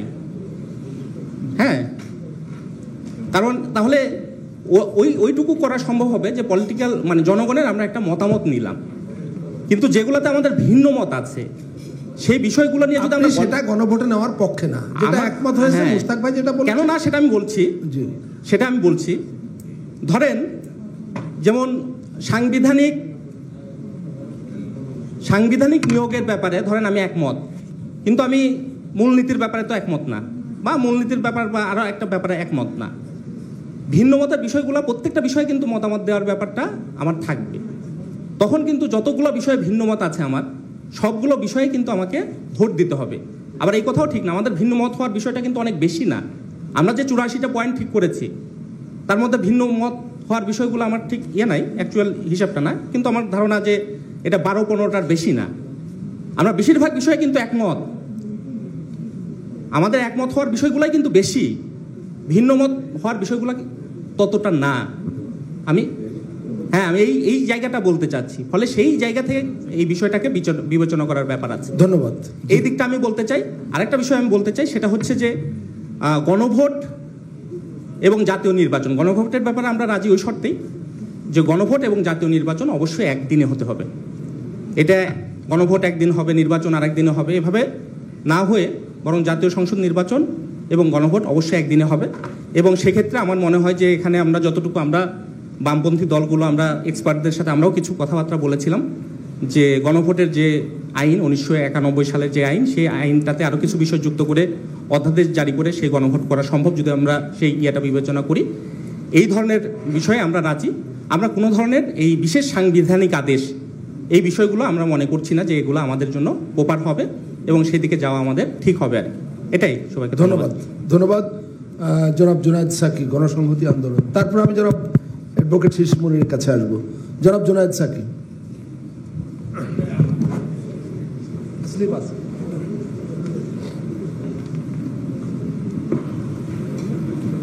সবাইকে সালাম, শুভেচ্ছা, আসসালামু আলাইকুম। মানে ফ্যাসিবাদের আর্থসামাজিক ভিত্তি টিকিয়ে রাখলে তো ফ্যাসিবাদ নানাভাবেই আবার শক্তি পাবে, এটা আমরা ইতিহাস থেকে জানি। কিন্তু আমরা তো সব কিছু একসাথে মূল উৎপাদন করতে পারছি না, ফলে আমরা শাসনতান্ত্রিক জায়গায় ফ্যাসিবাদের যে ভিতগুলো আছে সেইগুলোকে আপাতত আমরা বদলানোর চেষ্টা করছি। একসময় হয়তো আর্থসামাজিক ভিত্তিও যাবে। তো মাসুদ রানা রেজিস্টার করতে চেয়েছেন যে ওই কথাটা, যে আর্থসামাজিক ভিত্তির প্রশ্নটা গুরুত্বপূর্ণ। আমার মনে হয় যে আমরা আসলে গত এই 6 মাস কিংবা 8.5 মাসের এক্সারসাইজের মধ্যে দিয়ে অনেকগুলো জায়গায় অগ্রগতি অর্জন করেছি।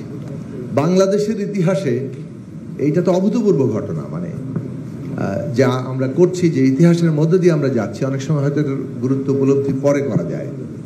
ইতিহাস যখন মানে বর্তমান থাকে তখন আসলে ইতিহাসের যথার্থ উপলব্ধি হয় না।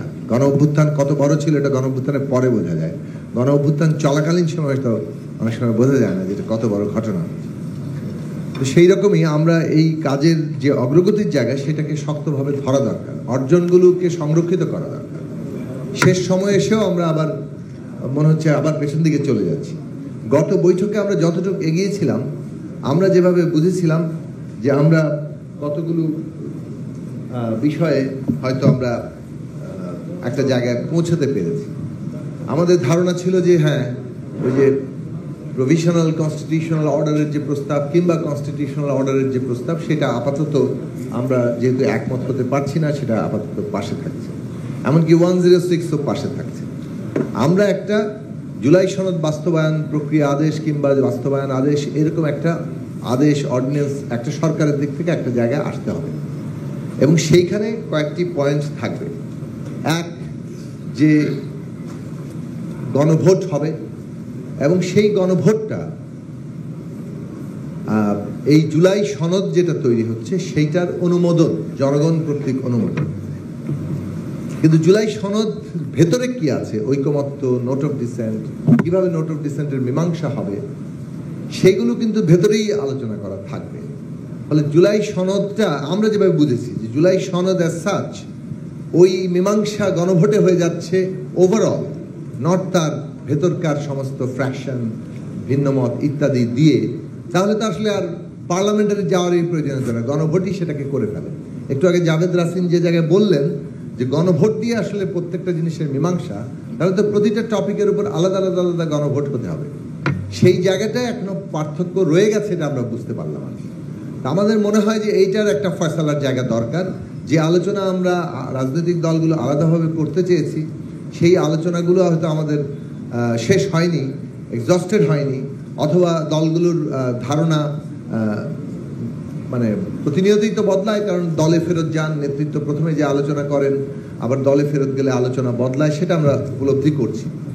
তো এইটা আমাদের ধারণা ছিল, এবং আমরা এখনো এটা মানে মনে করি যে জুলাই সনদ অ্যাজ সাচ তার ভেতরে ঐকমত্য অংশ, নোট অফ ডিসেন্ট এবং নোট অফ ডিসেন্ট বাস্তবায়নের যে মীমাংসার পদ্ধতি, সেটাও বলা থাকবে। এই নিয়েই জুলাই সনদ, এই জুলাই সনদের পক্ষে হ্যাঁ না ভোট হবে, এবং এটার মধ্যে দিয়ে আমরা জনগণের কাছ থেকে জুলাই সনদের অনুমোদন পেয়ে যাচ্ছি। এইটা আসলে ওই যে আইনি বাধ্যবাধকতা আমরা চেয়েছিলাম, সেই আইনি বাধ্যবাধকতার একটা অংশ। দ্বিতীয় অংশটা হচ্ছে যে আগামী পার্লামেন্ট এই জুলাই সনদ বাস্তবায়ন, তার পদ্ধতি কিভাবে হবে সেটা তো ভেতরেই বলা আছে। জুলাই সনদ বাস্তবায়ন করতে বাধ্য থাকবে এবং তার এখতিয়ার থাকবে, জনগণ কর্তৃক আগামী সংসদকে সেই ক্ষমতাটা দেওয়া হচ্ছে, সেটাও এই আদেশের একটা অংশ। জনগণ যে এই সংসদকে এই মৌলিক সংস্কার করার ক্ষমতা দিচ্ছে, যেটাকে আরেক ভাষায় বললে বলা হয় কনস্টিটিউয়েন্ট পাওয়ার, সেইটার উল্লেখ থাকবে। সেটাও কিন্তু গত আলোচনায় এটা আমরা অনেকেই কথাটা বলেছি যে এটার কোনো নামকরণের প্রয়োজনীয়তা নেই। অনেকে বলেছিলেন নামকরণ করতে গিয়ে জটিলতা করার দরকার নেই, কিন্তু আদেশে লেখা থাকবে আগামী সংসদ প্রথম অধিবেশনেই এই মৌলিক সংস্কার করার এখতিয়ার পাবে। এখন তাহলে কতদিন এটা থাকবে, এটা নিয়ে একটা পয়েন্ট ছিল। প্রফেসর ডক্টর আলী রিয়াজ তিনিও বাইল্যাটারাল আলোচনা অনেকবার বলেছিলেন যে এইটার সময়সীমা কি। এখানে মতামত যেটা পাওয়া গেছে, ফার্স্ট সেশনের বেশি কেউ সময় এটাতে আসলে দিতে চান না, প্রথম সেশনেই সমস্ত সাংবিধানিক সংস্কারের ব্যাপারে ফয়সালা হয়ে যাওয়ার কথা। তার মানে গণভোট অনুমোদন দিচ্ছে, কিন্তু আসলে সংসদে ওই ঐকমত্যের অংশ গৃহীত হচ্ছে, এবং নোট অফ ডিসেন্টের অংশ, যেটা আগেও প্রথম সেশনে আর্টিকেল 70 সময় আলোচনা ছিল যে ইস্তেহারে যেহেতু যাচ্ছে, জনগণ যে দল ম্যান্ডেট বেশি পাবে সেই দল প্রস্তাব অনুযায়ী বাস্তবায়ন হবে। এখন প্রশ্ন হচ্ছে যদি কোনো 2/3 সংখ্যাগরিষ্ঠতা কেউ না পায়, তখন কম্প্রোমাইজের ভিত্তিতে হবে, অর্থাৎ আলোচনার ভিত্তিতে যেটা ঐকমত্য হবে সেটা হবে। এখন এই জায়গাতে আমরা যদি অনড় থাকি, আমরা যদি কোনো সলিউশনে পথ না বের করি, তাহলে আমরা আটকে যাওয়ার একটা পসিবিলিটি তৈরি হচ্ছে। সেইটা আশা করি হাউস আপনারা বিবেচনা করবেন, আমরা যাতে আটকে না যাই। আটকে গেলে তো পথের জায়গাটা পাবো না। এখন জুলাই সনদের ক্ষেত্রে ওইটা ইতিমধ্যে কাইম ভাই বলেছেন যে সাইডলাইনে হয়তো আমরা পলিটিক্যাল পার্টিগুলো যদি আলোচনা করে আমাদের আরও কয়েকটা জায়গাতে মানে নোট অফ ডিসেন্ট কমিয়ে আনা যায় কিনা, সেটা বিবেচনা রাজনৈতিক দলগুলো যদি করেন, তাহলে আমরা আরও বেশি উপকৃত হব এবং মানুষের মধ্যেও কনফিউশন কমে যাবে।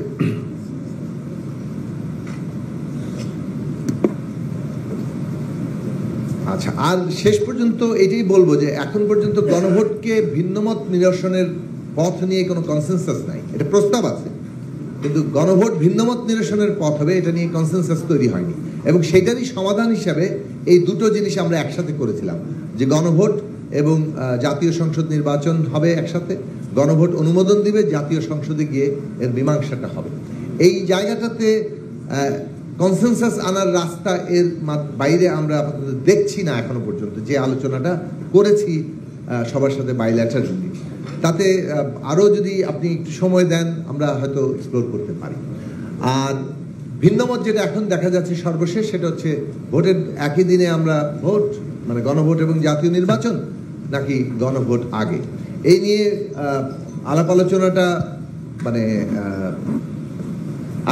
আসলে চলতে হবে। কেননা এই জায়গাতে যে সংশয়গুলো আছে, সংশয়ের উৎসগুলো কি, একটা হচ্ছে পদ্ধতিগত পারিপার্শ্বিক, কিন্তু কোনো ফান্ডামেন্টাল আছে কিনা, মানে অর্থাৎ ধরেন পরিবেশ থাকবে না, আমাদের কিছু পদ্ধতিগত সমস্যা হবে, ভোটারদের অসুবিধা হতে পারে, এইরকম যে কারিগরি সংক্রান্ত আলোচনা, তার বাইরে একেবারে মৌলিক কন্টেন্টের আলোচনা আছে কিনা, যে এইটা আগে এবং পরের মধ্যে কোনো বড় ধরনের ফারাক ঘটছে রাজনৈতিক কিংবা মানে এইটার কি বলে যে তাৎপর্যগত, সেই জায়গা থেকে আমাদের মনে হয়েছে তাৎপর্যগত কিংবা রাজনৈতিক তেমন কোনো বড় ফারাক নেই। ফলে একদিনে হওয়ার মধ্যে দিয়ে ইলেকশন আয়োজনের যে নানা ধরনের জটিলতা আছে, সেইটা একদিনে হলে নির্বাচন কমিশন দুটোরই প্রস্তুতি একসাথে নিতে পারতো। আমরা সবাই মিলে যে নির্বাচনে যে এখন ক্যাম্পেইন অলরেডি শুরু হয়ে গেছে, আমরা সেটার মধ্যে ঢুকে যেতে পারতাম, কারণ আমরা ঐকমত্য কমিশনের সময় দিতে দিতে অনেকেই আমরা নির্বাচন সংক্রান্ত কাজে পিছিয়ে পড়েছি, তো সেইটা মানে হতো না। তো যাই হোক, আমার মনে হয় যে পয়েন্টগুলো আমরা পরিষ্কার করতে পেরেছি বলে মনে হচ্ছে। যদি কোনো কনফিউশন থাকে তাহলে আমরা হয়তো আবার কথা। ধন্যবাদ জনায়েত সাকি। নির্বাচন সংক্রান্ত কাজ তো অনেকটা এখান থেকে হয়েও যাচ্ছে না, সেটা ছাড়াও জুনায়েদ সাকি দুটো কথা বলছে, একটু সময় দিলে আমরা একটু আলোচনা করতে পারি। তার একটু পরে বলে যে এইখানে থাকার কারণে নির্বাচনের কাজ করতে পারছি না, তো কোনটা আগে ধরবো বলেন? যেখানে আমি আমন্ত্রণ জানাচ্ছি অ্যাডভোকেট জনাব শিশির মনির, বাংলাদেশ জামাত ইসলামী।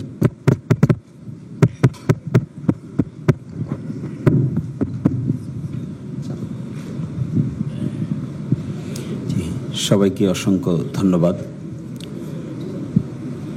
আসলে প্রথম প্রশ্নটা হলো যে গণভোটের কথা আমরা বলছি, এই গণভোটের ভিত্তিটা কি করে শুরু হবে, স্টার্টিং পয়েন্টটা কি করে শুরু হবে।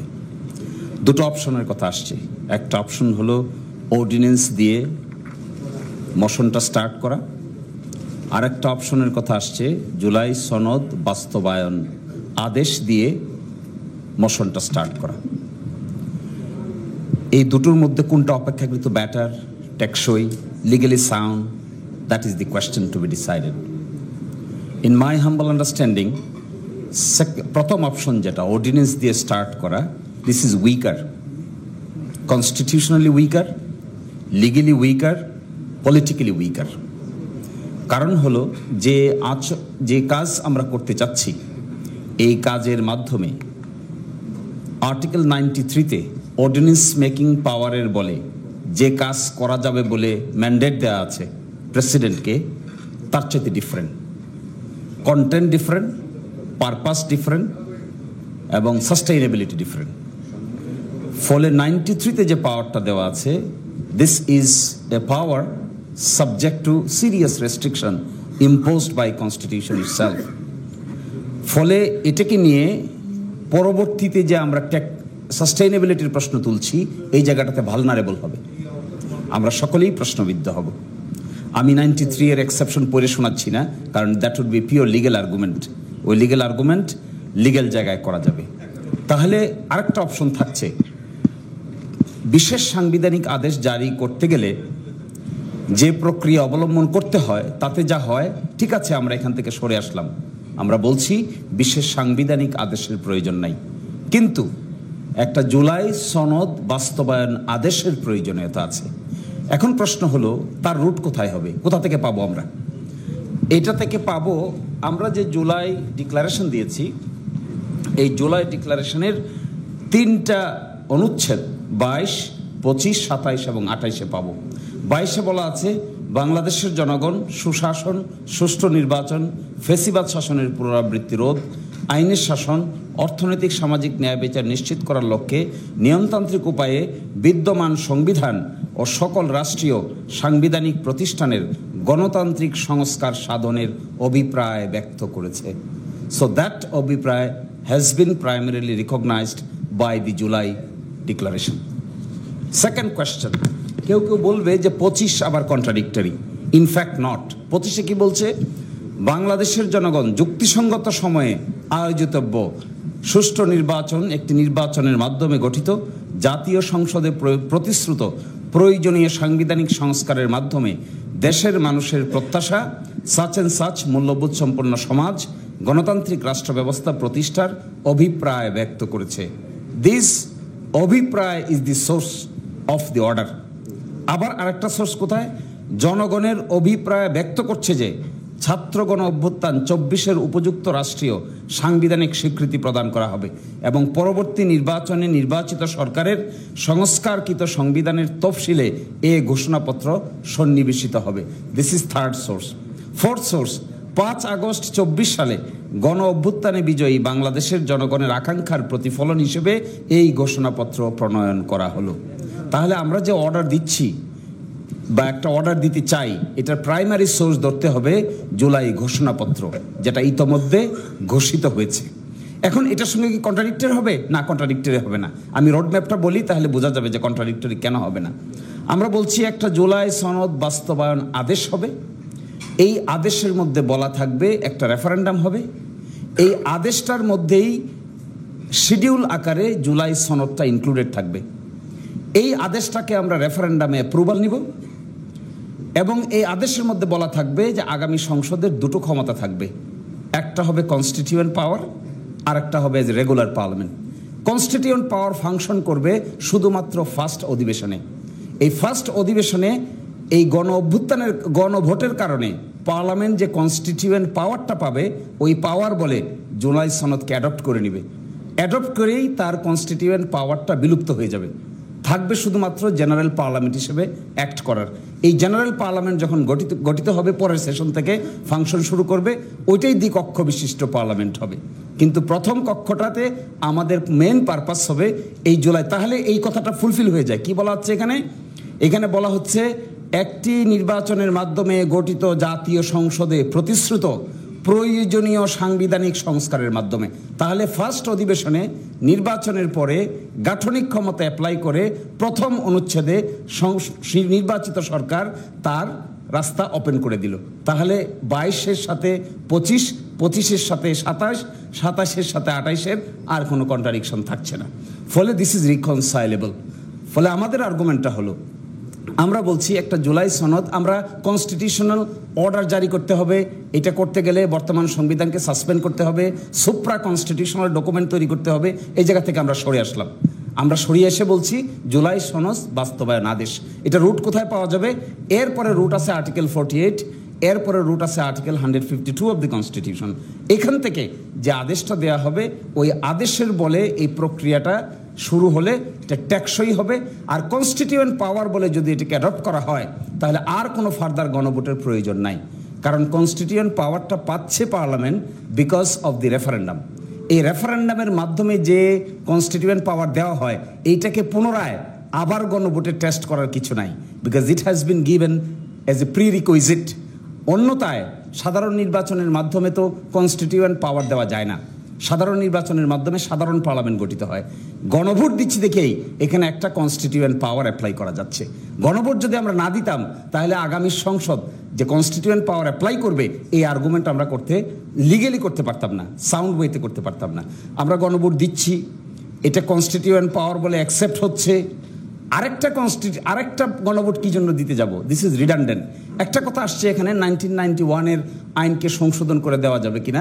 1991-এর আইনটা এসেছিল বেগম খালেদা জিয়া যখন প্রেসিডেন্সিয়াল ফরম্যাট থেকে পার্লামেন্টারি ফরম্যাটে আসতে চাইলেন, তখন নির্বাচন আসলটা হয়েছিল প্রেসিডেন্টারি ফর্মে। পার্লামেন্ট গঠিত হয়ে গেছে, তারপরে প্রশ্ন আসলো 12তম সংশোধনী পাশ করতে হবে। তখন তিনি প্রয়োজন অনুভব করলেন, সংসদে পাশ করলেন 2/3 মেজরিটিতে। এবার বললেন রাষ্ট্রপতির মতামত নেওয়ার আগে আমরা গণভোটে পাঠাবো। গণভোটে পাঠালেন, এটার জন্য একটা আইন করলেন। এই আইনটাই হলো 1991 সালের গণভোট আইন 1991।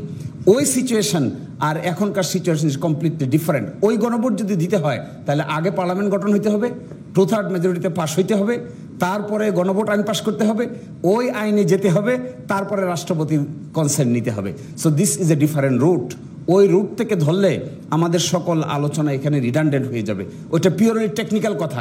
ওই টেকনিক্যাল কথায় পলিটিক্যাল কনসেনসাসের ভিত্তিতে কনস্টিটিউশনাল সমাধান হবে না। ওইটা হয়ে যাবে অনেকটা প্রসিডিউরাল প্রপার্টির প্রশ্নে। তা আমরা যেখানে আছি এখানে প্রসিডিউরাল প্রপার্টিটা স্টার্ট হচ্ছে জুলাই ঘোষণাপত্র থেকে। এরকম একটা ঘোষণাপত্র কিন্তু বাংলাদেশ হওয়ার পরে প্রক্লামেশন অফ ইন্ডিপেন্ডেন্স হয়েছিল। এরপরে কিছুদিন পরেই একটা গণপরিষদ আদেশ জারি হয়েছিল।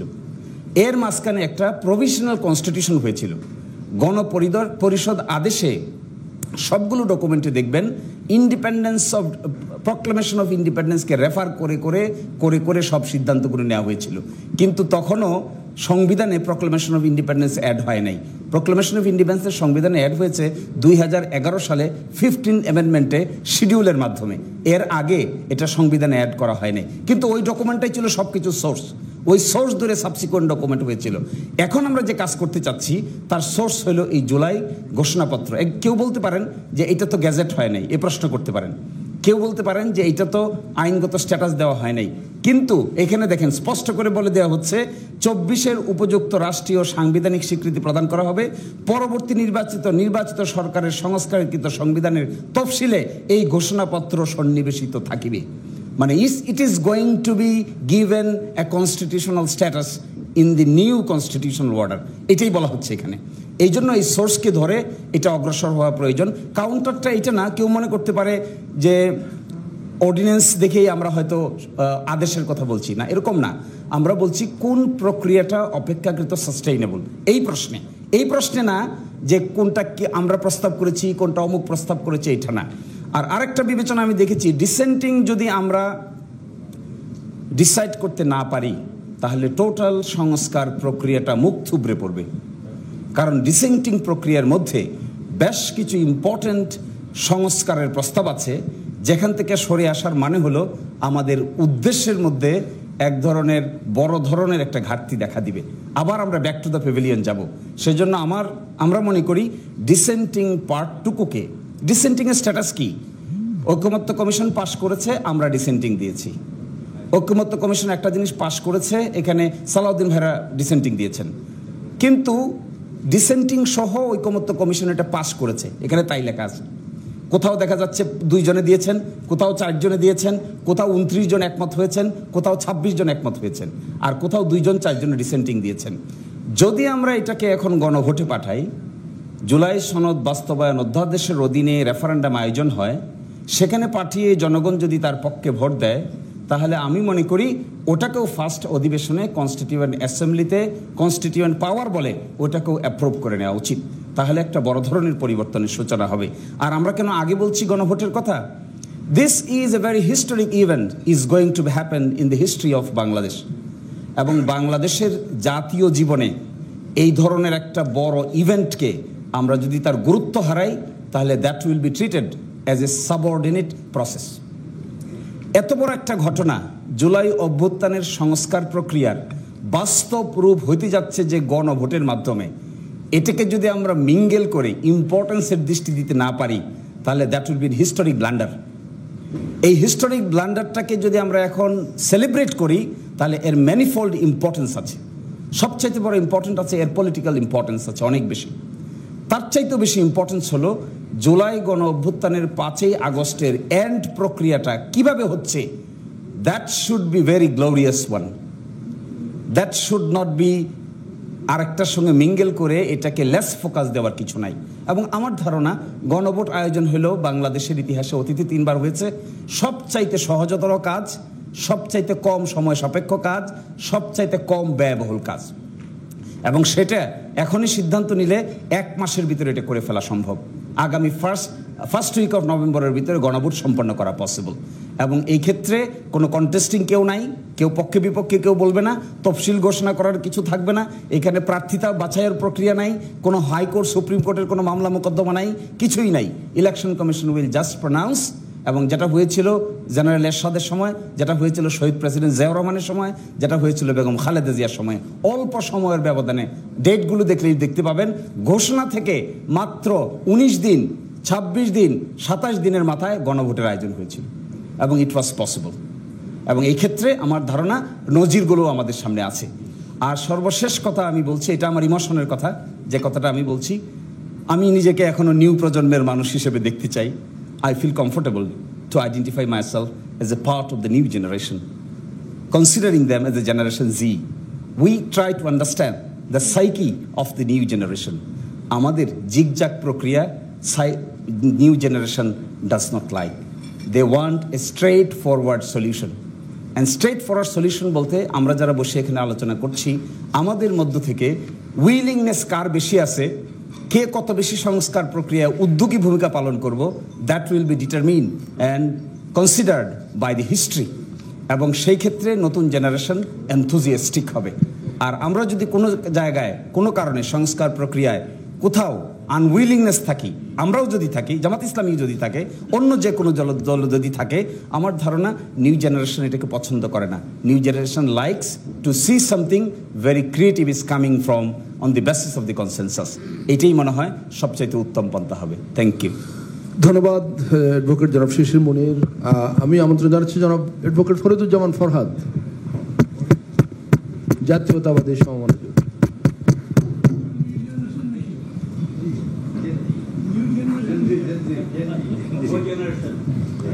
বিসমিল্লাহির রহমানির রহিম।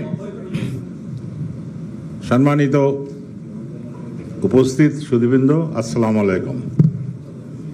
আমরা দীর্ঘদিন ধরে এই অনুষ্ঠানটা করছি, আসতেছি। প্রথম বলবো, এইটে আর লেনদি করা ঠিক হবে না। যা হবে আজ বা কালকের ভিতর ঠিক করেন। এটা যদি আজ কালকের ভিতর ঠিক না করেন, আরো 6 মাসে যদি এইভাবে আলোচনা হয়, এটার কোনো সমাধান আসবে না। আমরা প্রায় 30টা দল এখানে দীর্ঘ 6 মাস ধরে আলোচনা করছি। আমাদের প্রথম চিন্তা করতে হবে যে আমরা কি এটা সহজ করব না কঠিন করব, না আদৌ করব কিনা। এটা রাজনৈতিক দলের সবাইকে চিন্তা করতে হবে। জুলাই সনদ বাস্তবায়নের জন্য গণভোটের দরকার। আমার জোট এবং দল আমরা মনে করি গণভোট হওয়া উচিত।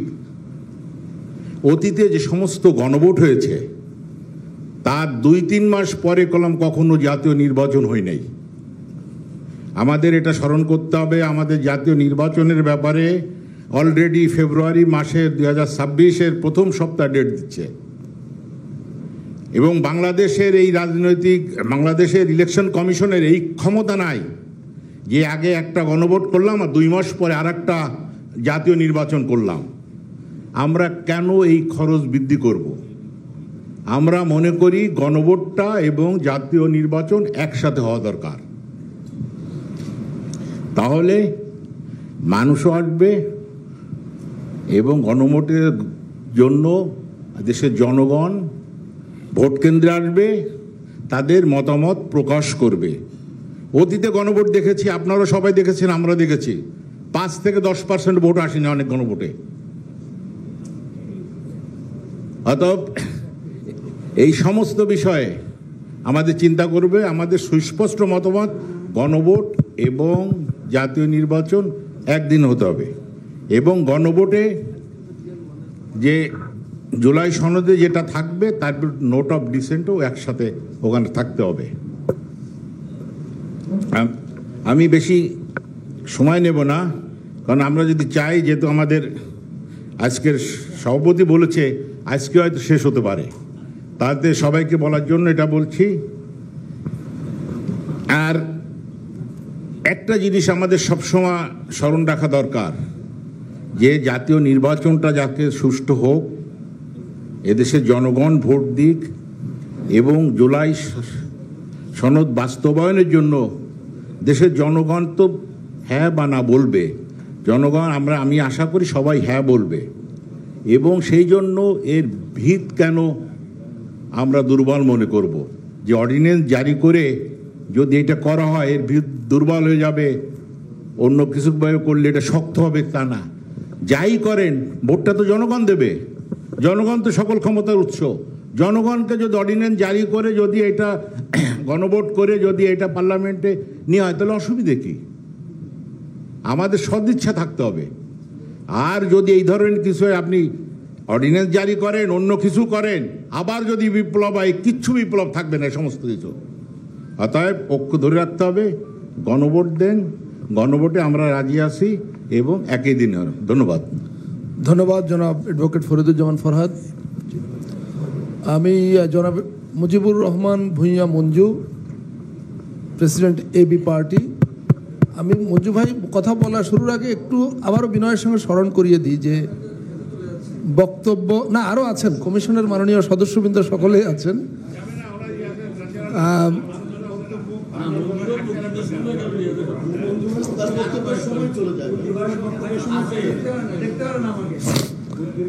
আমি বলি যে বক্তব্য দীর্ঘ হোক বা সংক্ষিপ্ত হোক, বিনয়ের সঙ্গে দৃষ্টি আকর্ষণ করে রাখবো, সেটা মঞ্জু ভাই বা যে কেউ, ফরহাদ ভাই বা যে কেউ। মানে আজকে আমাদের সময় যেহেতু কম এবং আমরা শেষ দিন হিসাবে কনসিডার করতে চাই, আমরা পিওরলি আজকে সাবজেক্টের উপরে কথা বলি। আপনি 1 ঘন্টা বলেন, কোনো অসুবিধা নাই, কিন্তু আপনি সাবজেক্টের উপরে টু দি পয়েন্ট বলুন, যিনি বলুন না কেন।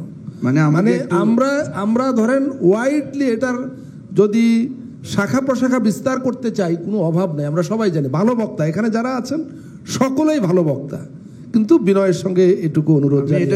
মুজিবুর রহমান ভূঁইয়া মঞ্জু, বুঝলাম যে সবার দায়টা আমার উপর চাপাই দিলেন আর কি মনির হায়দার ভাই। তারপরেও দুটা ছোট ছোট কথা বলি। এত কঠোর আলোচনার মধ্যে কিছু মানে আমাদের আলোচনা না ঢুকালে তাহলে এটা খুব মিস করবে। প্রথম হচ্ছে সাকিব ভাই বললেন যে এটা একটা অভূতপূর্ব ঘটনা, মানে এই তো আজকে আমার কাছে আরও বেশি অভূতপূর্ব লাগছে যে হাসনাত কাইয়ুম, জোনায়েদ সাকিরা মিলে জামাত, তারপরে কি খেলাফত সবার সাথে বৈঠক করছেন। এটাও আপনাদের একটা বিরাট মানে অ্যাচিভমেন্ট আর কি।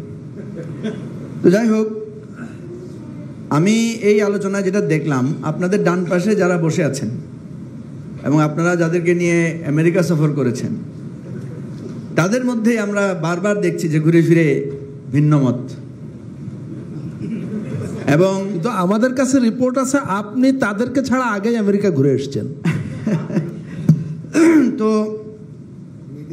লোকজন বলছে যে এখানে যত না সাংবিধানিক সংকট, যত না প্রসেসের সংকট, তার চাইতে বড় সংকট হচ্ছে ইগোর সংকট। এবং একটা দল যখন একটা পজিশন নিয়ে ফেলেন, তখন আপনারা একটু বেকায়দায় পড়ে যান যে কোন দিকে সাম রাখবেন না কুল রাখবেন। তো আমার কাছে মনে হচ্ছে যে দেশের মানুষ শান্তি এবং ঐক্যমত চায়, কিন্তু সীমান্তের ওপারে অনেকে চায় আমরা বিভেদের মধ্যে থাকি, সংঘাত এবং বিভক্তির মধ্যে থাকি। তো এখানে যারা এই বিতর্কগুলো আনছেন, সেখানে আমরা 3টা জিনিসকে ভাইটাল দেখছি। একটা হচ্ছে আমরা গণভোটের ব্যাপারে একমত হয়ে গেছি। এখন গণভোটের অর্ডারটা কি হবে? সেটা কি সাংবিধানিক আদেশ হবে, মানে সংবিধান আদেশ হবে, নাকি অধ্যাদেশ হবে, নাকি যেটা জাভেদ বলল যে এই 2 বিতর্কের মাঝখান থেকে এটাকে একটা সনদ আদেশ হতে পারে? মানে এগুলো কি মুদ্রার এপিঠ ওপিঠ না একই জিনিস? এটা আমাদের ভালো বলতে পারবে, মুদ্রা বিশেষজ্ঞ শিশির মনির ভালো বলতে পারবে। তা আমি যেটা মনে করি যে আপনার লেখা যেটা থাকবে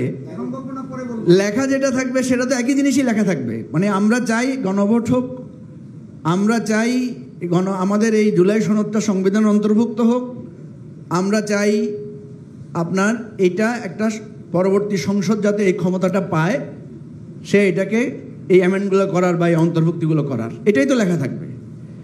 এখন ভাই এই লেখাটা, এই অর্ডারটা আপনারা বিতর্ক করতেছেন, এটা সংবিধান আদেশ নাকি অধ্যাদেশ নাকি বিশেষ আদেশ? আমরা যদি এটা একমত হইতে না পারি, তাহলে আপনারা রেফারি হিসাবে আপনাদের এত বিশেষজ্ঞ এত কিছু, আপনারা একটা সমাধান দিয়ে দেন। দেশের মানুষ চায় যে এটা যে আদেশের মধ্যে দিয়ে হোক এটা সংবিধানের অন্তর্ভুক্ত থাকুক এবং নেক্সট পার্লামেন্টে এই ক্ষমতাটা নিয়ে যাতে বিতর্ক না হয়, এটা আমি বুঝি।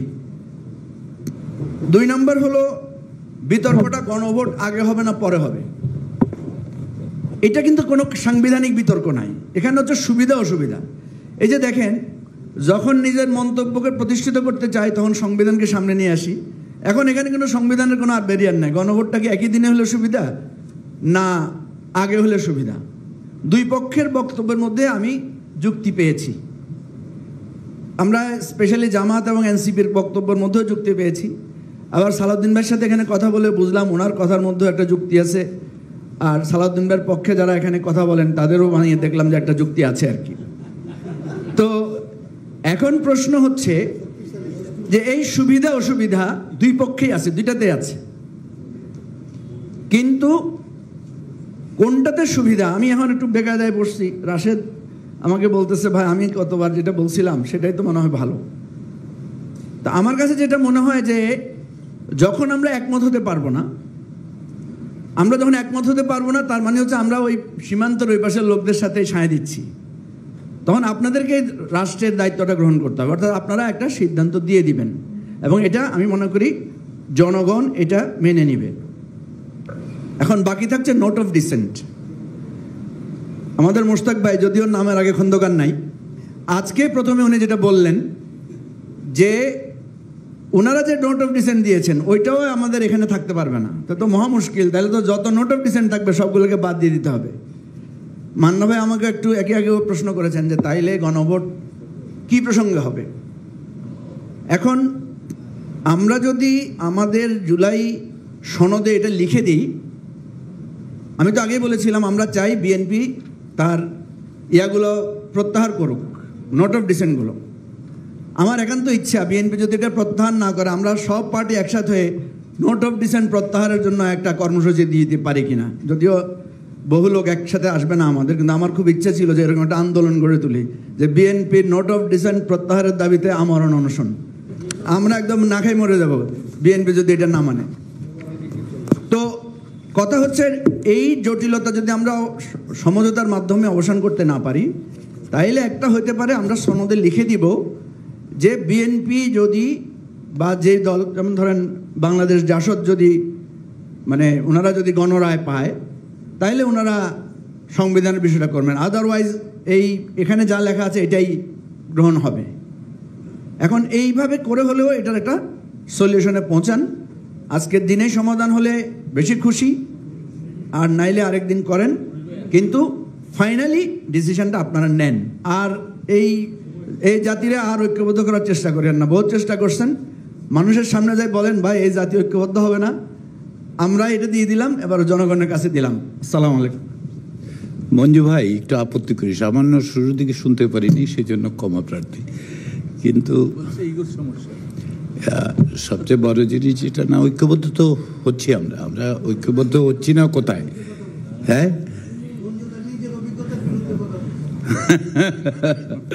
তো আমরা ঐক্যবদ্ধ হচ্ছি তো, এই যে গণভোটের জায়গায় এসেছি, অন্যান্য বিষয়ে, ফলে এইটা জনগণের কাছে গিয়ে কখনোই বলবো না আমরা যে এই জাতি ঐক্যবদ্ধ হওয়ার বিভিন্ন রকম ইতিহাস তৈরি করেছে, ফলে এটা ঠিক হবে না বোধ হয়। আমাকে লোকেরা বলছে হুমকি দিলে নাকি লাভ হয়। গতবার আমি যে হেলিকপ্টারের কথা বলছি ওটাতে নাকি লাভ হয়েছে, এই জন্য একটু মাঝে মধ্যে বলি।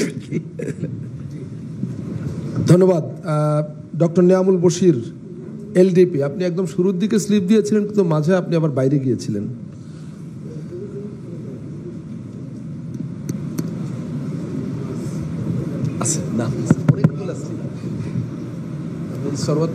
আসসালামু আলাইকুম। মাননীয় সহসভাপতি, উপস্থিত জাতীয় নেতৃবৃন্দ, আজকের আলোচনা আমাদের কাছে, বিশেষ করে এলডিপির কাছে খুবই গুরুত্বপূর্ণ। আমাদের প্রত্যাশা যে দীর্ঘ 6 মাসের অধিবেশন শেষে আমরা আশা করি যে আজকে হয়তো একটা জাতীয় ঐক্যমতে কমিশন বুঝতে পারবেন।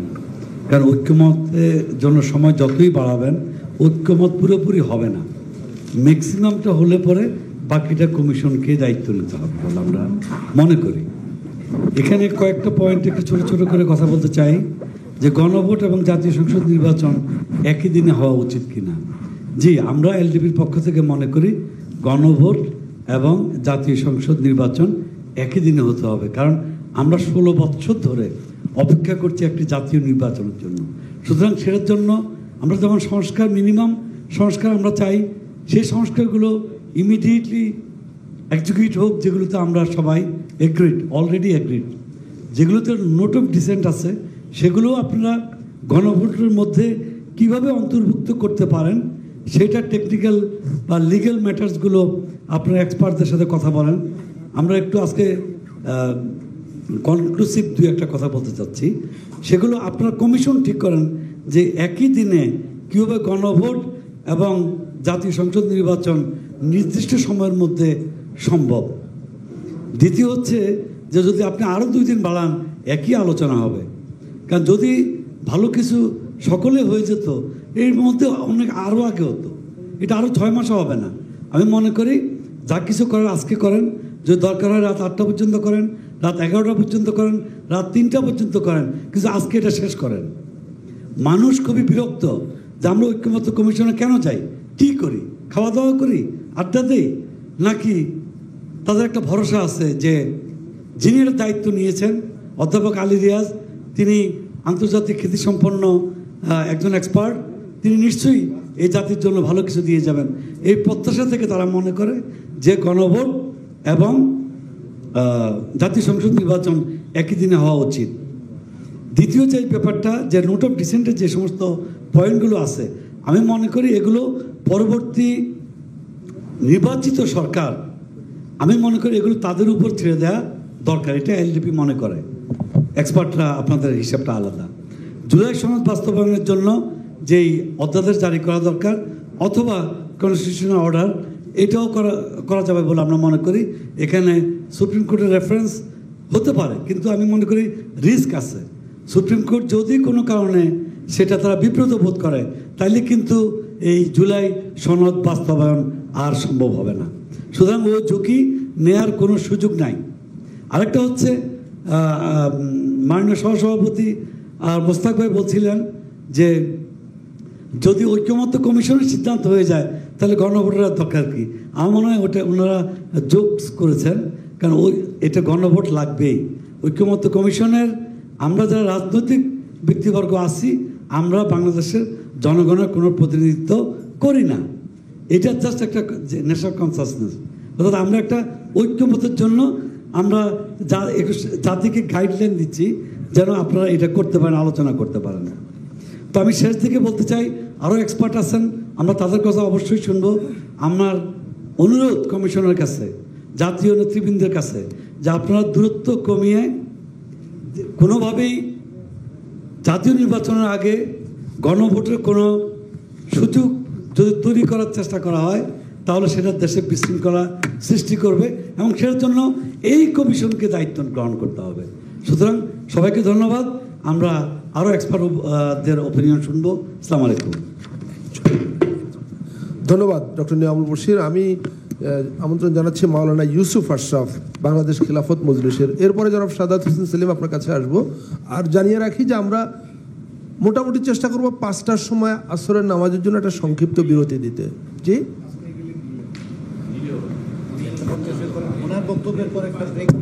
তাহলে ওনার এবং সেলিম ভাইয়ের বক্তব্যের পর আমরা ব্রেকে যাই। জি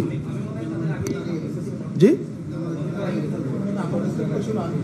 তাহলে কি তাহলে নামাজের ব্রেকটা আমরা 10 মিনিটের ব্রেক এখন, এরপর